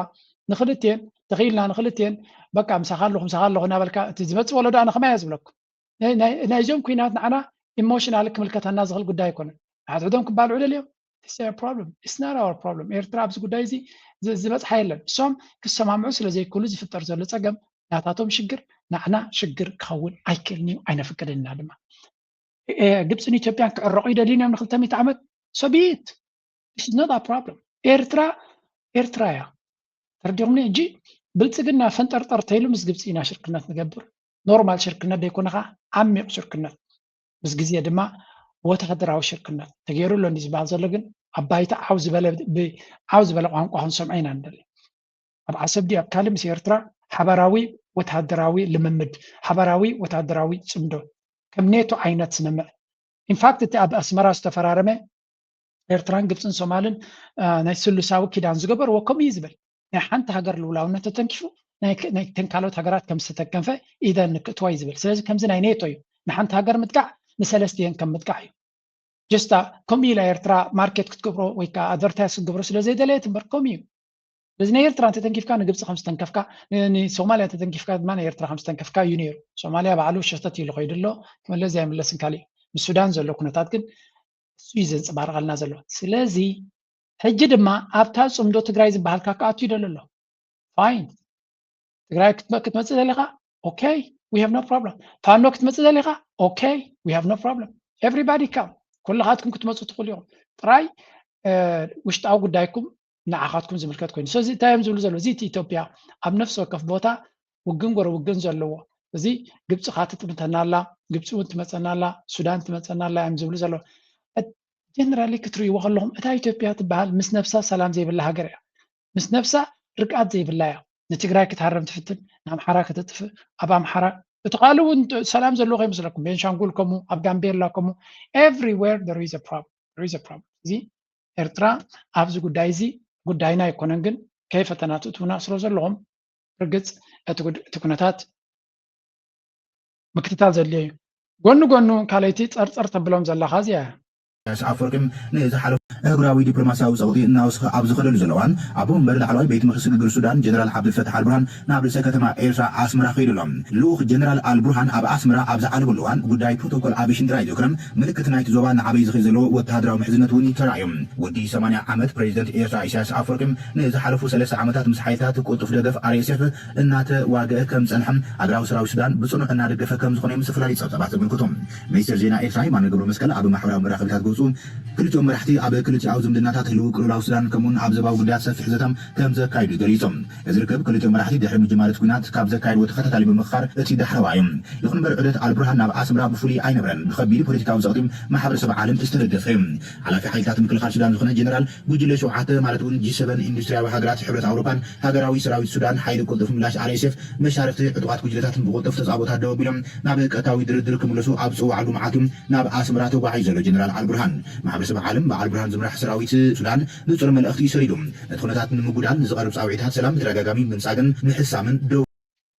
መንግስቲ ሱዳን ሌትናንት ጀነራል ዓብደልፈታሕ አልቡርሃን ኣብ ኤርትራ ምብፃሕ የካይዳሎ ሎሚ ናብ ርእሰ ከተማ ኣስመራ ዝኣተወ ጀነራል ሰራዊት ሱዳን ዝወሰደት ኤርትራ ምትእትታዊ ሃገራት ወፃኢ ነቲ ጉዳይ የሓላልኾ ከም ዘሎ ክትነቅፍ መፅናሓ ይፍለጥ ኣስመራ እቲ ደማውን ዓናውን ኩናት ኣብ መንጎ ሱዳናውያን ብዝግበር ልዝብን ብደገፍ ጎረባብቲ ሃገራትን ክፍታሕ ኣለዎ ባህሊት እያ እቲ ኣብ ሚያዝያ 2023 ዝተወልዐ ግጭት ሱዳን ኣብ መንጎ ጀነራል አልቡርሃንን መራሒ ሓይልታት ዳዕመ ልሰሪዕን ናው እቲ ካልእ መዳይ ናይቲ ኩናት ድማ ክንከታተል ኣሜሪካ ኣብዚ ጉዳይ እዚ ኢዳ ክትእቱ ዝተፈላለየ ፈተነታት ትገብር ከም ዘላ እዩ ዝንገር መርኣያ ናቱ መጀመርያ ሓንቲ ለንቅን ናይ ግብፂ ኣብ ሚድያታት ትዘውር ዘላ ብሚድያ ናይ እስራኤል ድማ ዓብ ቆላሕ ተረኺባ ዘላ መክበኩም has just unveiled the biggest military headquarters on the planet. And it comes with a message. President El-Sisi inaugurated the Octagon on Saturday, a sprawling AI-powered command complex outside Cairo that makes the Pentagon look modest. It's 7 to 8 times larger in floor space. It's packed with next-generation military technology, and it's designed to coordinate Egypt's entire national security apparatus under one roof. መቸም እዚ ግብፂ ኣመሪቃቶ ዘላ ኣብ ዓለምና እቲ ዝዓበየ ናይ ሚሊተሪ ካምፐስ ወይ እውን ወታደራዊ መደበር ዝዓበየ ካብ ፔንታጎን ናይ ኣሜሪካ ፅቢቑ ዝዓቢ ኦክታጎን ዝበሃል እስራኤላውያን ከም ሓደ ዓብዪ መፈራርሒ ነጥቢ ወይ እውን ከም ሓደ ዓብዪ ሓደጋ ገይሮም እዮም ዝርእይዎ ዘሎ ወል ግብፂ ክንዲዚ ዓይነት ወታደራዊ ጭዋዳ ክትግትር ምኻላ ኣብ ንኣትዎ ዘለና መድረክ ፍሉይ ነገር እዩ ፍሉይ ነገር ብሓይልኻ ሓይሊስ ኣዝዩ ኣገዳሲ ሕጂ ንኣትዎ ኣቲናዮ ዘለና መድረክ ንቕፅለሉ ዘለና መድረክ ሓይሊ ኣገዳሲ ሓይሊ ምህላው ጥራይ ዘይኮነስ ሓይሊ ፕሮጀክት ምግባር ድማ ሓይሊ ከም ዘለካ ምርኣይ እውን ኣገዳስነት ኣለዎ ልዕሊ ኩሉ እዚ ኣቴንሽን ናይ መን ክረክብ እዩ ዊ ኦል ኖው ዶናልድ ትራምፕ ሓይሊ ይድፈቱ ስለዚ ነዛ ቪድዮ እዚያን ተብፂሖምሉ ኣይ ላይክ ዲስ ጋይ ይኽብል ክጅምር ኣገይን መሻርክቱካ ስለ ዝኾነ ንቱርክን ንግብፅን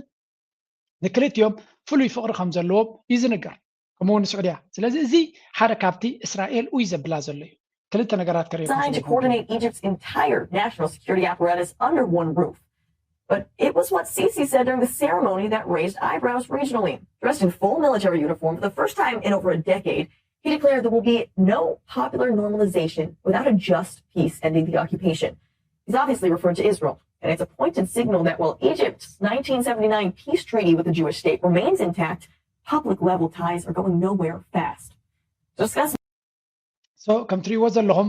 እስራኤላውያን ኩሉ ግዜ ስጋት ስለ ዘድልዮም እዚ ኣሲሲ ብዛዕባ ፍልስጤም እውን ብዛዕባ ናፃ ቱ ስቴት ሶሉሽን ረቂሑ ነይሩ ያቡ እዚ ድማ ንእስራኤል ከም ምንቃፍ ገይሮም እዮም ዝርእይዎሶም ስለዚ ዝተገይሩ ዘሎ ዓብዪ ወታደራዊ ፕሮጀክሽን ዓብዪ ወታደራዊ ዓቕሚ መንፀባረቂ እሞኻ ኣብ ንዶናልድ ትራምፕ ድማ ቀረባ ምሕዝነት ከም ዘለዎም ዶናልድ ትራምፕ ድማ ቃል ብቃሉ የፍቅረየ ንሲሲ ዝበለ ላቭ ኣት ፈርስት ሳይት ርኢ ከብሎም ፍቅሪ ክሕዘናን ሓደ ይኮይኑ እናበላ ብስተጅ ዝተዛረበ ማለት እዩ እዚ ኩሉ ይርእይዎ ኣለዎ እዮም ነተንያሁ ፍቅሪ ናቱ ፍቅሪ ናይ ዶናልድ ትራምፕ ምስ ኤርዶዋን ከምኡ ድማ ምስ ክልቲአን ከተሓዘልኩም ምክንያቱ እስራኤላውያን ንክልቲኡ ከም ዓብይ ስጋት ይወስሉ ዘለዎ ንክልቲአን ከተሓዘልኩም እየ the results of this story ለንቀነ viral story ኮይኑ ዘሎ እዩ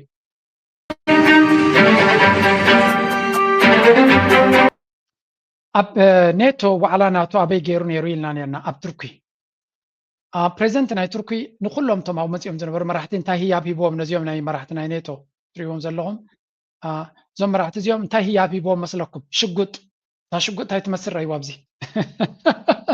ናይ ኣፅዋር ኢንዱስትሪ ስለ ዘሎ ኣፅዋር ይሸጠሎም ስለ ዘሎ ነዛ ሽጉጥ ከም ህያብ ሂቦም ገሊኦም ፈሪሆም ክወስድዋ ይከኣሉን ገሊኦም ንፖሊስ ኣረኪቦማ ገሊኦም ገለ ገይሮም ነዛ ሽጉጥ እዚኣ ከም ህያብ ሂብዎም ሽጉጥ ህያብ ውሃብ እወ ከም ዝውሃብ ኤርዶዋን ኣሪእዎም ኣሎ ዶናልድ ትራምፕ ድማ ኣብተን 2 መዓልቲ 3 መዓልታዊ ዝገበረን ክሳዕ ክንደይ ምስ ኤርዶዋን እርክነት ከም ዘለዎ ይዛረብ ዘሎ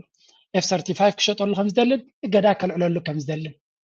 ነዚ ንምፅያቕ ድማ ነተንያሁ ከይዱ ክረኽቦ ደልዩ ነይሩ ክረኽቦ ድማ ፈቃደኛ ኣይኮነን ዶናልድ ትራምፕ ስለዚ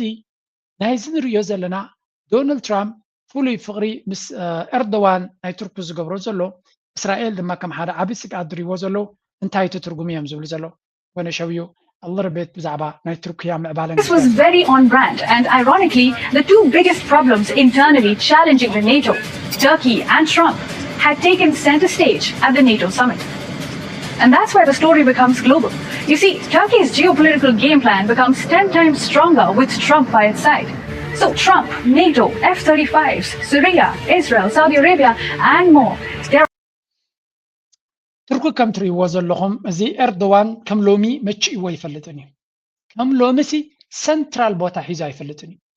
نتنياهو بعلم درجات نتسيلو له تسأل يلو دونالد ترامب دفتونير دونالد ترامب لما قرب شلل كجابزو جنبير له تركي بوتين يفتوه تشاينا تدليو سعودية تدليو باكستان تدليو إيران وين تدليو everybody is دليو زلو نسودما نيتو بملو دما اب تركي تمركزي خيدالو اسوار كشطلهم زخل كاب امريكا وصاي زبلص درونات كشطلهم زخل زلو بزوان زي اكل ناي نيتو زخونه تركي سلاذ تركي is becoming a very indispensable تدللاي هاجرنا خوني مصالو نزو كل تدلاينت ناتو دما دونالد ترامب كلو يفقروا خمزلهم سيرتوان اب تركي ان فاكت اب ناي نيتو على اي مخدكو نيره اب تركي سلاذ تراي زخي زلو يلو زي كل ነገር دما خبروا لدلونت هلو now كل زغتري خلغا اردوان نابي ገጽ خوز دي خلز نغرات سي اب ሶማሊያ ዘሎ ኩነታ ዘክሩ اب ሱዳን ዘሎ ኩነታ ዘክሩ ካለ ናብ ኤውሮጳ ዝገብሩ خلا ርሱ ኮይኑ እዚ ነገር እዚ ምስ ቀይ ባህር ዘሎ اب ሱዳን ዘሎ ኩሉ all becoming part of a Turkish script, a political ambition with global consequences. So what's the link? Let's find out.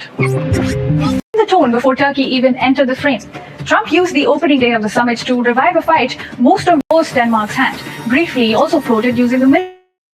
بحفشا انتايو دونالد ترامب نتي تركز دليز نبر تأماننتن فتوتن كمدما تركز دليز نبر حيلتات بكل من قدي نخركب يحجزو خمزلو زد ما نسرائيلويان كم عربي سقات زرعيلو زليو قداك العلومي مستانا جبت دما حوسوا جبت دما كومو نا جبت بريزيدنت دما مس دونالد ترامب صبوغ زمدنا غيرلو سعوديا لنكني أصوارك شت الكايلة I'm just connecting all the dots منتان نجارات كبرهالنا كلهم زيهم نجارات نتسل نجارات كم زي كونو زت أساسور نجارات مخانم كلهم زيهم دما أبكرنا أفريقيا ترازل لوب نجاراتهم أتي أبي أوروبا زجبروا كال نجارات بينو غينو أبكرنا أفريقيا ويونابز كبابينا زوباو كنتات زيهم نجارات زياتهم سلوا كلوامي about the long-term value and risks of close security partnerships with Washington. The United States is responding by expanding military support for its Gulf partners. The Trump administration has approved a possible arms package for Saudi Arabia valued at approximately $1.96 billion. The proposed sale is intended to improve Saudi air and ground defenses at a time of renewed tension involving Iran and the كالي حدا كابتي مبزحتهم حقرات جبلوا زنبرو دونالد ترامب فورنا دونالد ترامب ناي محمد بن سلمان ون تدخمي له خمسة لو يمزن أقولنيرهم زكينات بمولو قاعد كله أمونغون فلوير كبي قاعد كم زي نبرة الزوين انتقونه أبزك كم زوان دونالد ترامب كم حجي ننوي حوان تطويل زنبرة عابينا أسوار باكج شياتنا بسعود العرب كم زفقدن in fact كاله من جو كاله حبريتا ونزريه يزل لغاب كاله جزء روي حبريتا مسرحب كويون بفيديو مسكونه كم تعلقمي even ناي سيفيلاوي نيوكلاراوي ممنشوي إيران سعودية نخد جبر ኣፍቂድላ ከም ዘሎ እዩ ዝንገር ዘሎ ዶናልድ ትራምፕ ስለዚ I think እዚ ለንቀነ ንሪኦ ዘለና ቅልጡፍ ዝኾነ ለውጥታት ናይ ፖሊሲ ናብ ቱርኪ ከምኡ ናብ ስዑድያ ገለ ክፋል ክንግምት ኮይና ነተንያሁ ደረት ዝሓለፈ ትዕቢት ኣብ ልዕሊ ኣብ ዶናልድ ትራምፕን ኣብ ምሕደሩን ዝገብሮ ዘሎ ግብረ መልስናቱ እዩ ናብ እስራኤል ኣሉታዊ ስጉምቲ ክወስድ ስለዘይክል እንታይ ይገብር ኣሎ ነቶም ንነተንያሁ ፍሩቕ ዘፍርህዎን ዘሰንብድዎን ሓይልታት ንዓታቶም ጽቡቕ ዝኾነ ነገራት ይገብረሎም ኣሎ ቢድ ኣዙር ነተንያሁ ንእስራኤልን ከቢድ ዝኾነ ሓደጋ ይፈጥረሎም ኣሎ ክንብል ንኽእል ኢና ወይ ስጋት ይፈጥረሎም ኣሎ እዚ ድማ ንነተንያሁ እንታይ ዝገብሮ ዘሎ ዝመፅእ ዘሎ ምርጫ ክምረፅ ከም ዘይክእል ንእስራኤል ሰይፍን ሓያልን ሃገር ክገብራ ኣይክእልኒ ካብቶም መሻርክታ ፀብለልትነት ከም ዝህልዋ ክገብራ ከም ዘይክእል እዚ ኸዓ ኣብዘን ዝመፃ ዘሎ ኣዋርሕ ዝግበር ምርጫ ነተንያሁን እቲ ዓሌታውን ፀይቅን ዝኾነ ናቱ ኮሌሽን ብሕማቅ ክሰዓረሉ ዝኽእል ስጉምትታት ዝገብር ዘሎ ይመስል እየ ዝብሎም we don't know if this is going to be ንነዊሕ ክቕፅል ዝኽእል ዲ ዋላስ ኣብ መንጎ ኣቋራጭ ገይሩ ክገትፎ እዩ I don't know ብሓፈሻ እዚ ጉዳይ ናይ ቀይ ባሕሪ ኣብ ግምት ኢኻ ንሪኦ ዘለና ንሰምዖ ዘለናን ስዑድያ ዋላ እኳ ከቢድ ዝኾነ ኩነታት ንርኢ እንተለና ነቲ ከቢድ ነገር ብርቀት ትንቀሳቐሶ ከም ዘላን እዚ ኩነታት እዚ ድማ ብዙሕ ትርጉም ክህልዎ ዝኽእል እዩ ንሕና መቸም ጎረባብትና እዮም ግብፅን ስዑድያን ክልቲኦም ጎረባብትናን መሻርክትናን እውን እዮም ስለዚ ክልቲኦም ምስ ኣሜሪካ ዘለዎም ዝምድና እናሓየለ እንድሕሪ ኸይዱ ኤርትራ ኢንዳይሬክትሊ ምስ ኣሜሪካ ጀሚራቶ ዘላ ጉዕዞ እናሓየለ እናበርትዐ ክኸይድ ከም ዝኽእልን ሕቲ ዝፈጥሮ ዘሎ ፀገም ድማ ወሲኽና ክንሪኦ ከለና ነቲ ኤርትራ ክትከዶ ትደሊ ዘላ መንገዲ ነቲ ኣሜሪካ ምስ ኤርትራ ክትገብሮ ትደሊ ዘላ ዝደፍዕ ሓይሊ እዩ ስለዚ ብኩሉ መዳይ ክንሪኦ ከለና ኤርትራ ደስግእ ነገር ኣብ ዲፕሎማሲ ምስ ኣሜሪካ ዘሎ ከይብተኽ ንብሎ ነገር የለን ኮርስቲ ኢማራት ዝበሃል ፀያቂቶ ስለ ዘሎ ንሱ ዝያዳ ፀብለልትነት ከይህልዎ ንፈሪ ነርና ነተንያሁ ኣብ ዋይት ሃውስ እናኸሰረ ወይ እውን ፅልዋናቱ እናጎደለ ይኸይድ ኣሎ እንተሰሚዕና ግን እንታይና ንርኢ ንሕና ከም ኤርትራውያን ፅቡቕ ነገር ናብ ዞባና ክንረክብ ከም ንኽእል እቲ ኣሜሪካ ዝበሃል ኣንፃርና ክፍኣን ተንኮልን ከይገብር እውን ጥንቃቐ ክንድሕን ከም ንኽእል በዚያ ኢና ንሪኦ ስለምንታይ እቶም ብልፅግና ሓንቲ ካርዲ እያ ደላቶም ክልተ ካርድታት ኣለዎም ግን ሓንቲ ምስ ወደቐት ናብቲ ሓንቲ እዮም ዝኸዱ ረይዎም ኣብዚ Israel strategic cooperation, opportunities in water, energy and development. Ethiopia and Israel formalized a significant declaration of intent to deepen cooperation in water resources, renewable energy, agriculture and infrastructure. The agreement signed in Addis Ababa by Ethiopian Minister of Water and Energy Haftamu Ittafa and Israeli Minister of Energy and Infrastructure Eli Cohen marks a practical step in bilateral relations. It emphasized Israeli technological expertise in water. ከም ትሪእዎ ዘለኹም እዚ እስራኤልን ኣሜሪካን ሓደ ካብቲ እቲ እስራኤል ዝበሃል ነዚ ኢትዮጵያ ብዙሕ ነገር ክገብረሉ ከም ዝደልን ከም ሓደ ኣገዳሲ ሃገር ገይሩ እዩ ዝርዮ እጂ ብኸምኡ ኣብ በቲ ምስ ግብፂ ዘለዎ ምትልላኽ እውን ይርይዎ ስለ ዘለዉ ኣገዳሲ ስምምዕ ተፈራሪሞም ከም ዘለዉ እዮም ዝነግሩና ዘለዉ እሱ ከዓ ናይ እንታይ ኮር ሴክተርስ ዋተር ማኔጅመንት ሪኒዌብል ኤነርጂ ኣግሪካልቸር ኢንፍራስትራክቸር ማይ ኣቃበ ናይ ማይ ዝብል እጂ ግብፃውያን ነዛ ናይ ማይ ጉዳይ ክትስማዕ ከላ ኣለርጂክ እዮም ዝኾኑ ከምኡውን ተተካኢ ፀዓት ሕርሻ ኢንፍራስትራክቸር ኦፍኮርስ ናብ ሕርሻን ኣብዚ ተተካኢ ፀዓትን ቀለልቲ ይኮኑ እስራኤል ኣብ ትሕቲ ቅርፂ ዝብል ከዓ ኣገዳሲት እያ ምክንያቱ እቲ ትሕቲ ቅርፂ ዲጋታት እውን ክኸውን ስለ ዝኽእል ዋተር ቴክ ስለዚ እስራኤል ንኢትዮጵያ ብዝከኣሎም ክሕግዝዎ ከም ዝደልዩ ረብሓ ክህልዎም ይኽእል እዩ ቁጠባ ስለ ዝኾነ ንሱን ረብሓታቱ ዘገድሶ እዩ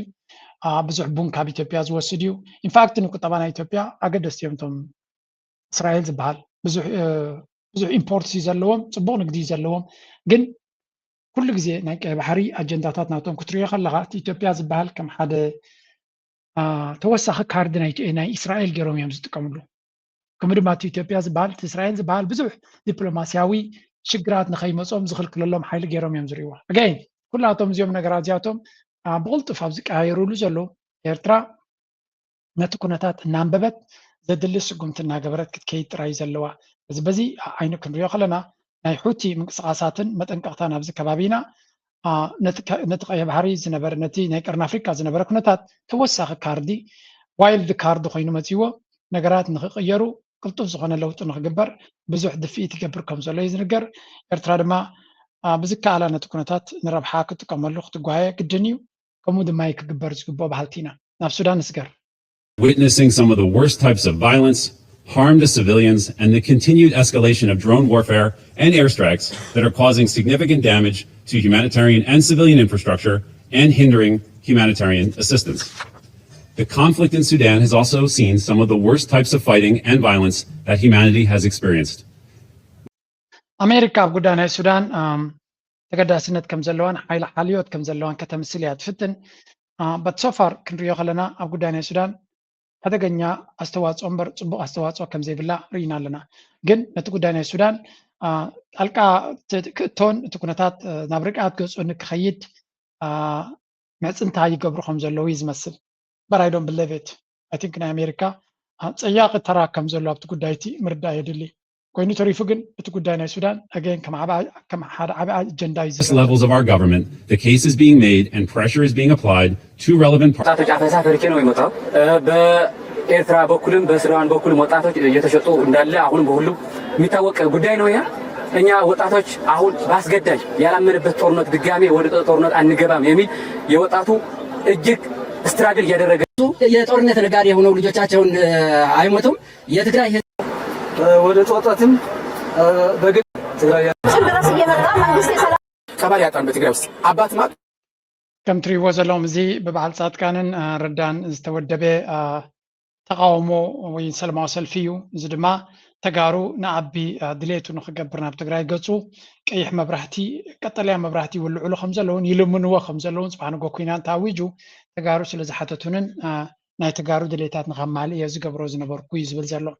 እዚ ጉዳይ ድማ ብዙሕ ኣዛራቢ ኣርእስና ኮነ እዩ ዝመፅእ ዘሎ ርግፅ እቲ ዝብሎ ዘሎ ኮሜዲ ኣይኮነን እቶም ተጋሩ ንዑ ዝፈልጡ እዮም ዝፈልጡ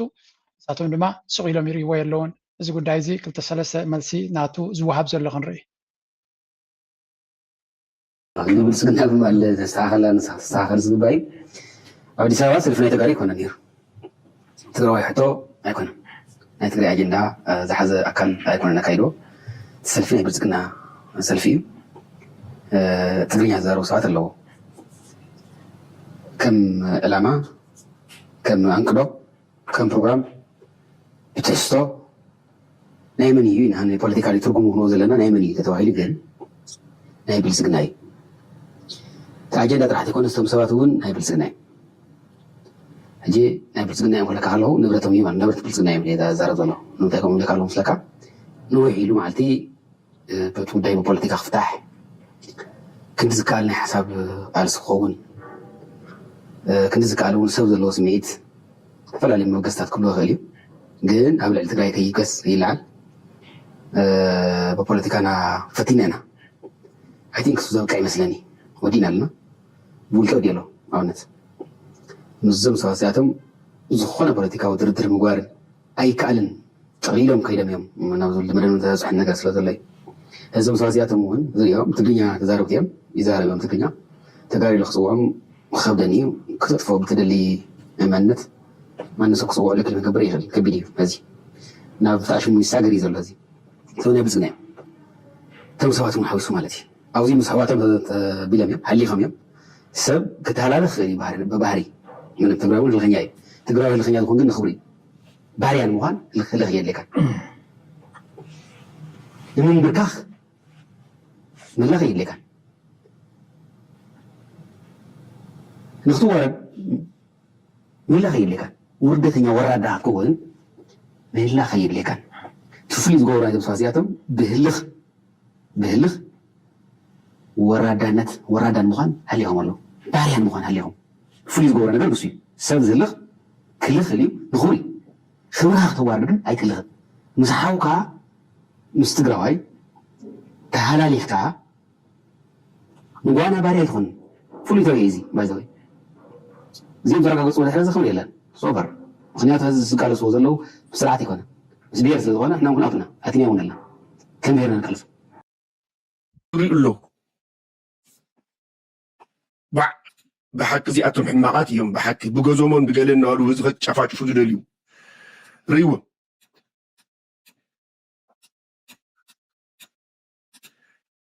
ኣብቲ ቅድሚት ዘለዉ ዶ ትሪእዎም ኣለኹም ካብ የማን ንጀምር ነቲ ስክሪን ክትሪእዎ እንተለኹም ካብቲ ናይ ሎጎ ትግራይ ኦንላይን ብትሕቲኡ ጀሚርኩም ፕሮፌሰር ክንደያ ገብረ ሂወት ኣሎ አሰፋ አብርሃሎ፣ ጀነራል ጻድቃን፣ ጌታቸው ረዳ زحري مساكين تريون لهم بدحريتهم تلوا تنبدحريت تلوا نست تريون لهم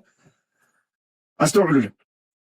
كيتاچو ردا وصيو خزارم تلو بدرخ قسمع تلو عقوتو وچنيق ون تايكون يزارو لنا على غير يلون دنسي ون ينزري انيرن افو ملف يسمعوا انت يزاركم زي يفلطان ناتن زي ملكتنا زي يدلين منግስት ተገዲዱን ውጻተ ባይለን በኮታ ካብ ጣቢያ ካብ ወረዳ ካብ ቀበሌ ክንዱዚ ሰበጓጽኩም ተደለኩም ተባይሉ አባላ ዝኾነ እዚ ንሪዮ ዘለና ጉዳይ ክሳዕ ክንደይ ሕልኽላኽ ዘለዎ ጉዳይ ምዃኑ ንኽንርዳዩ ቀሊል ዘይኮነ ብድሆዩ ትግራይ ገጢምዋ ዘሎ ውሽጣዊ ፀገም ናይ ትግራይ ኣቃሊልካ ክረአ ዝኽእል ኣይኮነን ምስቲ ምስ ሱዳን ዝግበር ዘሎ ዝምድናታት ሪኢኻ ምስ ሱዳን ዝካየድ ዘሎ ምስ ኤርትራ ዝግበር ዘሎ ብወገን ብልፅግና ኩሉ ዓይነት ፈተናታት ኣብ ግምት ኢኻ እዚ ጉዳይ እዚ ናበይ ገፁ ክኸይድ ይኽእል ይኸውን እንታይ ክፈጥር ይኽእል ይኸውን እንታይ ከምፅእ ይኸውን ይኽእል ሰባት ዝተፈላለየ ገምጋማትን ኣብ ዝተፈላለየ መደምደምታን እዮም ዝበፅሑ ዘለዉ ኮይኑ ተሪፉ ግን እዞም ትሪእዎም ዘለኹም እቲ ናይ ትግራይ ኤሊት ዝብልፅግና ዘሎ ክንምንታይ ርሕቀት ክኸይድ ከም ዝኽእል ንትግራይ ነቶም ኣብ መንጎቶም መራሕቲ ብሓደ ዝነበሩ እዮም እዚኦም ህወሓት እዮም እዚኦም ብምሎም እዞም ኣብ ቅድሚ ዘለዉ ነቲ ተሪፉ ዘሎ ህወሓት ንምጥፋእ መንሳቶም ድማ ስልጣን ንምርካብ ልክዕ ከምዚ ህልኸኛ ሰብሲ ገዝኡ ኣቃፂሉሲ በቲ ሓማኹሽቲ ዝነግድ ወይ ገለ ትብል ከምታ ትመስል ዓይነት ዘረባ ኣላ ብምሉእ እቲ ገዛ ብምትህልላኽ ንዑ ክቐትል ነቲ ዓዲ ከብርስ እሞ ናብታ ዝበረሰት ዓዲ መራሕቲ ክኾኑ እዮም ዝደልዩ ዘለዉ እዚ ናይ ብሓቂ ዘተሓሳስብ እዩ ዓበይቲ ዓዲ ፈቲኖሞም እዮም ክዓርቆም ኩሉ ክዕረቑሉ ዘይክእሉ እዩ ብርግፅ ኣብይ ኣሕመድ ከም ናይ መወዳእታ ዳርጋ ካብ ኩሉ እቲ ናይ ኣምሓራ ኤሊት ፈንፊንዎ ኣብ ዘለወሉ ግዜ ፅቡቕ ዝኾነ መተካእታ ካምቢያ ገይሩ ነቲ ናይ ኣምሓራ ፖለቲካ ኣብ ዙርዩ ዝነበረ ኣልዩ በዚኣቶም ገይሩ ፕሮፓጋንዳ ይገብር ኣሎ ናይ ብሓቂ ፍልይ ዝበለ ክስተት እዩ ኣብ ኢትዮጵያ ተፈጢሩ ዘሎ ወላ እቶም ናይ ኣምሓራ ብዛዕባ እዚኦም ዝብልዎ ዘለዉ ከስማዓኩም አሁን ሰልፍ ላስቀድም እንዴት አየው ሰልፉ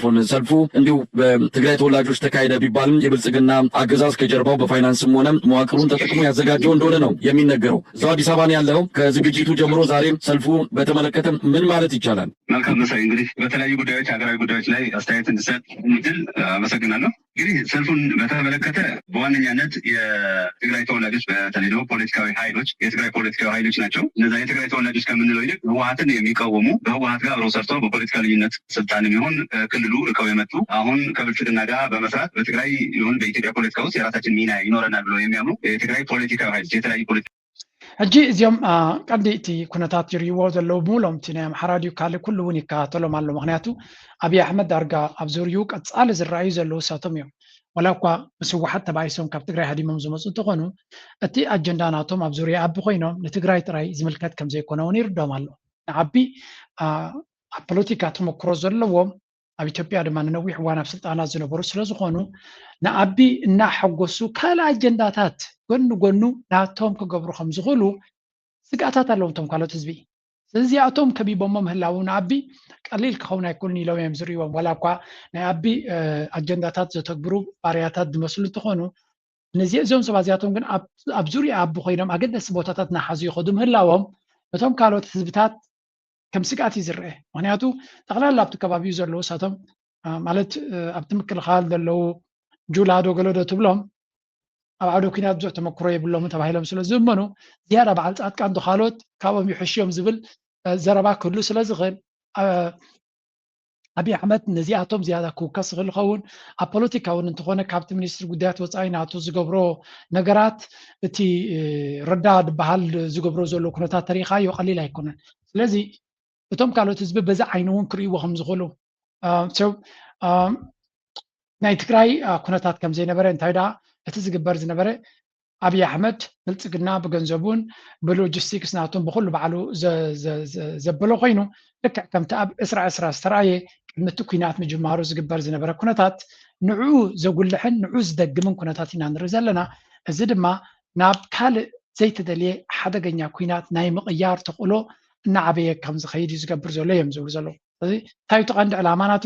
the rally and the state media campaigns are deliberately framing the TPLF as the primary enemy while simultaneously attacking and condemning its alleged coordination with external forces like Eritrea, Shabia, and internal forces like Fano. ስለዚህ እቲ ሃገራዊ ሚድያ ከም ፕሮፓጋንዳ እንታይ ክገብር እዩ ዝፍትን ዘሎ ቀጻሊ ናይ ህወሓት መራሕቲ ቀንዲ ምንጭ ናይ ሽግር ናይ ኢትዮጵያ ከም ምዃኖምን ንሳቶም ድማ ምስቲ ቀንዲ ታሪኻዊ ፀላኢ ናትና ኢሎም ምስ ኤርትራ ሓዊሶም ተትፅምዶ ማለት እዩ ወሲኾም ድማ ባንዳታት ኢሎም ዝገልፅዎም ከም በዓል ፋኖ ድማ ምሶም ይሰርሑ ኣለዉ ኢሎም ይሓዋውስዎ ኣለዉ እዚ ከዓ ደይመደይልካ ነቲ ዘሎ ፀላኢ ብሓደ ኣኪብካ ኩናት ንኽትውጅ እሞ ደገፍ ናይ ህዝቢ ንኽትረክብ ዝግበር ዘሎ ስራሕ ምዃኑ እዮም ዝነግሩ እዚ ናይ ተጋሩ እሊት ኣብ መንጎኦም ኣብ መንጎ ሓትሕዶም ተፈጢሩ ዘሎ ምጉጅጃል ድማ ዋላ እኳ ድሕሪ ውዕል ፕሪቶሪያ ክበሃል ዝኽእል እንተኾነ ብዓብዩ እቲ ኣጋጢሙ ዘሎ ፀገም ንነዊሕ እዋን ምን ብድሕሪ መጋረጃ ዝነበረ ምዃኑ እዮም ዝነግሩ ስለዚ ብርግፅ ጌታቸው ረዳ ተማሪኹ ናብ ኣባትዩ ነቶም ኣንጻረዩ ዝነበሩ ናይ ህወሓት ተረፍ ከጥፍእ ኩሉ ዓይነት ባርያ ክኾነካ ንኩሉ ዓይነት ክሓግዘካ ስኻ ድማ ሓግዘኒ ሕኸኸኒ ክሓከካ ዝመስል ዘርአ ነገር ኢና ንርኢ ዘለና ስለዚ ኮይኑ ተሪፉ ዘጂ ዝኽየድ ዘሎ ናብ ኩናት ንክኽየድ ናብ ኩናት ንክእተውን ዝደፋፍእ መድረክ ክኸውን ከም ዝኽእል እዮም ዝነግሩ ዘለዉ ኣብዪ ኣሕመድ ኣብቲ ዞባ ምስ ብዙሓት ሓይልታት ይራፀሙ ከም ዘለዎን እዚኦም ሰባት እዚኣቶም ንኩናት ይደፋፍእዎ ከም ዘለውን ጻድቃንን ረዳን ካልኦትን ንኩናት ይደፋፍእዎ ከም ዘለውን ኣብ መወዳእታ ድማ ናይ መን ምኽሪ ወሲዱ ክኸይድ ንሱ ንግዜ ዝግደፍ ኮይኑ እዞም ሰባት እዚኣቶም ቀለልቲ ሰባት ከም ዘይኮኑን ቀሊል ፅልዋ ክህልዎም ከም ዘይክእልን ምስቲ ኣቢ ሓዊስካ ምእላዮም ዝበለፀ ኣማራፂ ክኸውን ከም ዝኽእል ኢና ከም ዘረባ ንሰምዕ ዘለና ካብ ዝተፈላለዩ ሓይልታት በምሓራ ይኹን ብካልኦት ይኹን በዛ ዓይኒ እዮም ዝጥምትዎም ዘለው ዝያዳ ምስ ሱዳን ዘሎ ድማ ኣተሓሒዝካ ክረአ ዘለዎ እዚ ምስ ኤርትራ እውን ኣተሓሒዝካ ክረአ ዘለዎ እዩ እዚ ኣነ ድላይ ንክገብር ሲ ኣብቲ ኣነ ዝደልዮ ቦታ ፀንሑኒ ዓይነት እዩ በዋናነት ናይ ሱዳን ጉዳይ ብተደጋጋሚ ይልዕልዋ ስለ ዘለው ተወሰነ እውን ርእቶ ዕሪፍካ ኣለኻ ኣብኣ ተወሰነ ሓሳብ ክህሞ ቀፂና ናፍታ ክስታይና ናቱ ናይ ሱዳን ጉዳይ ብመሰረቱ ሓደ ትግራዋይ ኣብ ኣርሚ ሰብዓ ሱዳን ይሃሉ ኣብ ውሽጢ ትግራይ ዘለው ሰራዊት ኣሚኑ ፎቲኡ ኢት ብረት ሒዝዎ ዘሎ እምበር ምክንያት ኣለኒ ትግራዋይ እየ ዘይተመለሰ ሕቶ ኣለኒ ኢሉ ዝጋደል ዘሎ ዝዕድጎ ስለዝሰዓደ ኣይኮነን ምዕዳግ ንምዕዳግ ዳ ብልፅግና ድዩ ዝዕድግ እዞም ሰባት እዚኣቶም ዝዝብሉ ዘለው ቁሩ እውን ሕንከትን ሕፍረትን የብሎም ብልፅግና ዓዲግዎም ብልፅግና ተኻርይዎም صباح نقول تقريبا من 5 نورات نخدور يوم قاس بعد يوسف سنتنا تقرا يسوى له ማለት ኣብ ዝኾነ ቦታስ ተዓዲካ ከይተዛረብ ክትበሃል ትኽእል ኢኻ ተዓዲካ ካብ ፖለቲካ ወፃእ ክትበሃል ትኽእል ኢኻ እዚኦም ኮኑ ወይኖም እዮም ተዓዲጎም ሲ ፅንተት ናብ ትግራይ እዮም ዘዋልዱ ዘለዉ ካብኡ ብዛዕባ ምዕዳግ ብዛዕባ ምሻጥን ምልዋጥን ካብዚ ንዓቐብ ካበይ ክመፅእ ብዓይንና እኮ ንርኢ ኣለና ብዶላር ኣይኮነን ብናይ ኢትዮጵያ ዝወደቐ ቅርሺ እውን ሰባት ተዓዲጎም ኣብ ኣደባባይ ወፅኦም ሰልፊ ፀዊዖም ንህዝቢ ትግራይ ፅንተት ይዋልዱ ኣለዉ ናይ ብሓቂ ትኽክል ጌታቸው ረዳ ዶ ገላገሎ ዶ መንእሰያትና ንሱዳን ይሽየጡሎ ዶ ገለዶ ዝብል ዘሎ ንበዓልካ ተዓዲካ ኣብ ኣደባባይ ወፂኻ ንዓዲ ኣቦኻ ከተጥፍእ ዘይኮንካ እንትጉዝጉዝ ዘለካ እዮም ዝብልዎ ዘለዉ መስተንክር ኢና ንብል ነዚ ኩነታት ክትሪኦ ከለካ መስተንክር እዩ መስተንክር ስለዝኾነ ብዙሕ ክትዛረበሉ ትኽእል ነገር ኣይኮነን ጀስት ሼምፉል ቲንግ ካልኦት ዕዱጋት ድማ ተራእዮም ኣብቲ ቦታቲ ጥሪው በጣም ጥሩ ነው ያለው ሁኔታ ለመግለጽ ደግሞ ህዝቡ እዛ ጋር ያለው ሁኔታ የትግራይ ህዝብ የትግራይ እናት ያሳለፈች ያለው ሁሉም ነገር ለመደገፍ እዛ ጋር ያለው ተቃውሞ ለመስጠት ደግሞ ህዝቡ እዚህ ተገኝቷል ማለት ታወቅ ሁኔታ ስለሆነ ማለት እኛ እንደዚህ አይነት አሰራር ኤርትራ ጋር ነው ያየነው እንጂ ኢትዮጵያ ውስጥ አይተን አናውቅም። ስለዚህ ለትግራይ ህዝብ በጣም ከባድ ጊዜ ነው ለትግራይ ብቻ ሳይሆን ናልኩም ከይተዓደሙ ዝመፁ ከይፀገቡ ወፁ ከም ዝበሃል ኣብ ዘይ ጉዳዮም ኣትዮም ኩሉ ግዜ ኣብ ዘይ ጉዳዮምን ኣብ ዘይ ዳሶምን ዝርከቡ ሰባት ድማ ኣለዉ ንሳቶም ኣብዪ ኣሕመድ ንዓታቶም ገዲፉ ቀጠልያ ማዕበል ዝበሃል መሪፁ ከም ዘሎ እናፈለጡ በጃኻ ጎርብተና በጃኻ እትወና ገለ ቦታ ፍጠረልና ወላ ኣብታ መኪና እንተዘይሰቐልካና ብድሕሪት ምስላል ንብል ነረና እሾ ከለና ሓፂን ሒዝና ኣባ ተፀጊዕና ክንከይድ ፍቐደልና ዝመስል ኣካይዳ ንርኢ ኣለና እምበር ኣብዪ ኣሕመድ ቀፃሊ መጋባያታት ናቱ ነቶም ቀጠልያ ዝበሃሉ መን እዮም ኣይፍልጥን ዓፋርን ገለን እዮም ክኾኑ ዝኽእሉ ኣይደኖ ንዓታቶም ክጅንጅን ኢና ንሪኦ ዘለና ዝኾነ ዘርከበ እዩ ፀወታ እንድዩ ልክዕ ከምዚ ተዋስኦ እንዲ ድመስል ዘርከበ ጠብለቕለቕ ዝብለሉ ፖለቲካ ኢና ንርኢ ዘለና ባታ ኣገይን ኢትዮጵያ ጉዳይ ብመምህር አብርሃ ጌርና ክንውድኦ ኢና ንሱ ጽቡቅ ጌር ገሊጽዎ ነይሩ መዋቅራዊ ፀገም ዘለዎ እዩ ተጋሩ ምስ ኢትዮጵያ ትበሃል ዓዲ ካብ ንፅጋዕ ጀሚሩ ግዝኣትና ሓቂቁ ህዝብና ቀኒሱ ባህልና ተሸርሺሩ ታሪክና ተዘሪፉ ስለዚ ምስ ኢትዮጵያ ዋላ ተደለናዮ ዋላ ተባሃግናዮ ኣይኸውንን ሓደ ካልኣይ ንሕና ኢትዮጵያ ዘለና ቁፅሪ ውሕጅ ስለዚ ተውሓትን መወትን ኢና ብታሪክና ብቋንቋና ብባህልና ብርቱዓት ኢና ብቁፅሪ ክመፅእ ከሎ ግን የብልና ስለዚ ፖለቲካል ኢንቲቲ ኣብ ኢትዮጵያ ትግራዋይ ከረጋግፅ ብሕሳብ ድሕሪ እዚ ዝሞተ እዩ ኣየዋፅን ገለ ኮይኑ ንክነብር እውን ኣይኽእልን ተህዚ ንሪኦ ዘለና ኩነታት ስለ ዘሎ ስለዚ ካብ መዋቅራዊ ፀገማ ዝምንጩ ንተጋሩ ትምቹ ዓዲ ተጋሩ ካብ ኢትዮጵያ ፍንትት ተበልና ይሕሸናይ ዝብል ዘሎ ኤርትራ ድማ ኣፀቢቕና ካብ ንደቡብ ንሰሜን ገፅና ጥራይ ተጠመትና ይሕሸና ኢና ንብል ዘለና ታሪክና መሰረቱ ናብ ሓያል ካልእ ኣንግል ጠሚትና ክንከይድ ኣለና ንቐፅል From archaeological research that is done so far is the foundation of humanity. In Eritrea, the oldest skeleton is found back in 1997. Eritrea is also an ancient nation of laws, rules, and governance. The first written law that was enacted in Eritrea was written in 1212. It predates the Magna Carta by 3 years. So there are more cultural and societal development aspects that need to be explored so that we can have better context and knowledge that other societies can learn. ዳዊት ከም ዝብሎ ዘሎ ኤርትራ ታሪኻ ብትክክል ክግለጽ ክኽእል ኣለዎ ኤርትራ ኣዝያ ጥንታዊ ሲቪላይዜሽን እያ ገለ ካብቲ ኣብ ደቂ ሰባት ዝለዓለ ስኬሌትን ወይ እውን ናይ ደቂ ሰባት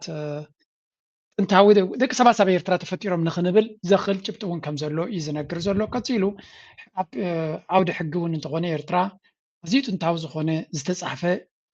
ሕጊ እንዳባ ከም ዝነበራ እዚ ድማ ነቲ ማግና ካርታ ዝበሃል 3 ዓመት ዝቕድሞ ኣዝዩ ጥንታዊ ታሪክ ከም ዘለዎም ስለዚ ኤርትራ ዘይተዳሰሰ ብዙሕ ታሪካዊ ዓቕሚ ከም ዘለዋ እዚ ታሪክ እዚ ክብርበር ተኮይኑ ድማ ክፉት ዝኾነ ኣብ ደገ ወይ እውን እቲ ፍልጠት ብፖለቲካ ዝተዓብለኾ ዘይኮነስ ናፃ ዝኾነ ፍልጠት ንምድህሳስ ፃዕሪ ክግበር ከም ዘለዎ እዩ ዝደፍእ ዘሎ እርግፅ we need more campaigns ብዙሕ ስራሕ ክድልየና እዩ ኣነ እኳ እንታይ ዝብል ሓደ ግዜ ነቲ ታሪክካ ወላ ከም ሓቂ እዛ ንነብረላ ዘለና ዓለም ብዙሕ ነገር እናደኸምካ ከለካ ቁጠባኻ ከይተቐየረ ከሎ ብዙሕ ኣቓልቦ ሂቡኻን እዮም ከምዚ ሓደ ግዜ ናይ ደቂ ሰባት ባህሪ እውን ትሪኦ ኢኻ ዶናልድ ትራምፕ እንጅልኑ ሰርቲፊኬት ዘለዎ እዩ ግን ሃብታም ስለ ዝኾነ ቀደም ሰብ ይሰምዖ ነይሩ ጅኻ ፕሬዚደንት ስለ ዝኾነ ሰብ ይሰምዖ ሓደ ግዜ ናይ ኤርትራ ታሪክ እናስራሕናሉ ክንቅፅል ኣለና ግን ግዜ ክህልዎ እዩ ብዛዕባ ቁጠባ ናትና ሓርት ምስ በለ ብዛዕባ ኤርትራ ሃርደምደም ክብሉ እዮም እዚኣ ናተይ መረዳእታ እያ ክሳብ ሽዑ ግን እቲ ታሪክ ክዕቀብን ክስራሓሉን ክጉዝጎሰሉን ነቶም ከም ዝገብሩ ዘሎ ከም በዓል ዳዊት ድማ ኣብ ኢንስታግራም ከይትኩም ዲኹም ዳዊት ጂ ሃብተይልኩም ደገፍ ግበሩ ሼር ግበሩ ሓግዙ እናበልኩ ናብቲ ሓንቲ ለንከነግርም ዝበለትኒ ኣርእስቲ ከሰጋግረኩም ናይ ዝለዓለ ደረጃ ትምህርትኻ ካብ ኣሜሪካ ኢኻ ተሰሊፍካ ናይ ዝለዓለ ደረጃ ትምህርትኻ ኣጠናቒቕካ ወይ ምጥንቓቕ ከለካ ኢኻ ሜዳ ፀሚርካ እቲ ግዜ 73 72 ምናልባት ብልክዕ እንተዘኪር እዮም ኣብቲ እዋን ዝኸውን ዘሎ ሞ እቲ ቤት ትምህርቲ ሰውራ ክውለድ ከሎ ወይ ኣብቲ ተተኣኻኽብሉ ዝነበርኩም እዋን ንእሽቱ ዘይተምሃሩ ናይ ትምህርቲ ዕድል ሃንቀው ዝብሉ ቆልዑ ኤርትራውያን ኣብ በረኻታት ሳሕል ኣብ በረኻታት ናቕፋን ንብሎ ባርካ ምድሪ ኤርትራ ትረብኡ ኣለዎም እንታይ ይስማዓኩም ነይሩ እቲ ፅንሲ ሓሳብ ናይ ቤት ትምህርቲ ሰውራ እቶም ዓበይቲ እያታት ክጅመር እንከሎ ከመይ ይረአየካ ኣብ 50 ዓመት ዝተጀመረ ቤት ትምህርቲ ሰውራ ሓደ ምልክት ናይ ሓደ ምዕባለ እዩ ንሱ ትምህርቲ ሰውራ ምጅማር ቅድሚ ናይ ቤት ትምህርቲ ሰውራ ምጅማር ዋላ እቲ መርዓ ንገዛ ርእሱ ደቂ ኣንስትዮ ደቂ ተባዕትዮ ተሰሊፎም ኣለዉ እሞ ንቡር ሓዳር ክግበረሉ ኣብ ዘይክእል ኩነታት መርዓ ከመይ ክንሪኦ ኢና ሓዳር ክትገብር እንድሕር ዘይትኽእል ኮንካስ መርዓ እንታይ ትርጉሙ ዝብል ብዙሕ ክትዓት ካየድ ነይሩ እዩ ሓራ መሬት ጌርና እሞ ኣፅኒዕና ሰላማዊነቱ ከነረጋግፀሉ ንኽእል ደጀን ሳለውና ሽዑ እዩ መርዓ ምናልባት ክንሓስብ ንኽእልሉ ተባሂሉ ዝቀረብ ንትኽትዕ ናይ መርዓ ይሃሉ ዶ ኣይሃሉ ክበሃል እንከሎ መጀመርያ ድማ ኢና ንሕና ዝፍቀድናዮ መስለና ካብ ብዙሓት ካብተን ኣብቲ እዋን ዝነበራ ናይ ገድሊ ውድባት ወል መርዓ ተፈቂዱ ደቅና መዚኦም እሞ እንታይ ይኽኸውን ሕጂ ንዕባይ ናይዞም ቆልዑ እዚኦም ሓላፍነት ናይ ኩላትና እዩ ናይቶም ወለዶም ጥራይ ዘይኮነ ናይ ኩሉ ተጋዳላይ ሓላፍነት እዩ ብዝብል እዩ ኣመር ናይ ቤት ትምህርቲ ሰውራ ተጀሚሩ ብላተማ ኣብ ሌባት ሓደ ቤት ትምህርቲ ተጀሚሩ ክመሃሩን ክዓብዩን እድል ስለ ዝተፈጥረ ነፃ ሓራ መሬት ስለ ዝተረኽበ እሞ ከተፅንዖ ትኽእል ሓለውኡ ከተደልሎ ትኽእል ቆልዑ ሒዝካ ምስ ሓበን ገለን ሽግር እዩ ስለዚ ኣብቲ ደባት ናይ ሱዳን ሓራ መሬት ምስ ተረኽበ እዩ እቲ ቤት ትምህርቲ ሰውራ በበል 50 ዓመት ናይ ምምስራት ናይ ቤት ትምህርቲ ሰውራ ኣብ ዝረበሉ ዘሎ ኩነታት ወይ እውን ኣብ ምድላዋት ኣብ ዝካየደሉ ዘሎ እያታ ዛዛንታ ትሪእዋ ዘለኹም ካብ ሃይለ መንቆርዮ ሲያወፅያ ዘላ እቲ ታሪክ ካብ ተፈላለየ ቦታታት ክሰምዖ ከለካ ገዳሲ እዩ ሓደ ኣብዚ ፖለቲካዊ ፅላት ናይ ኤርትራ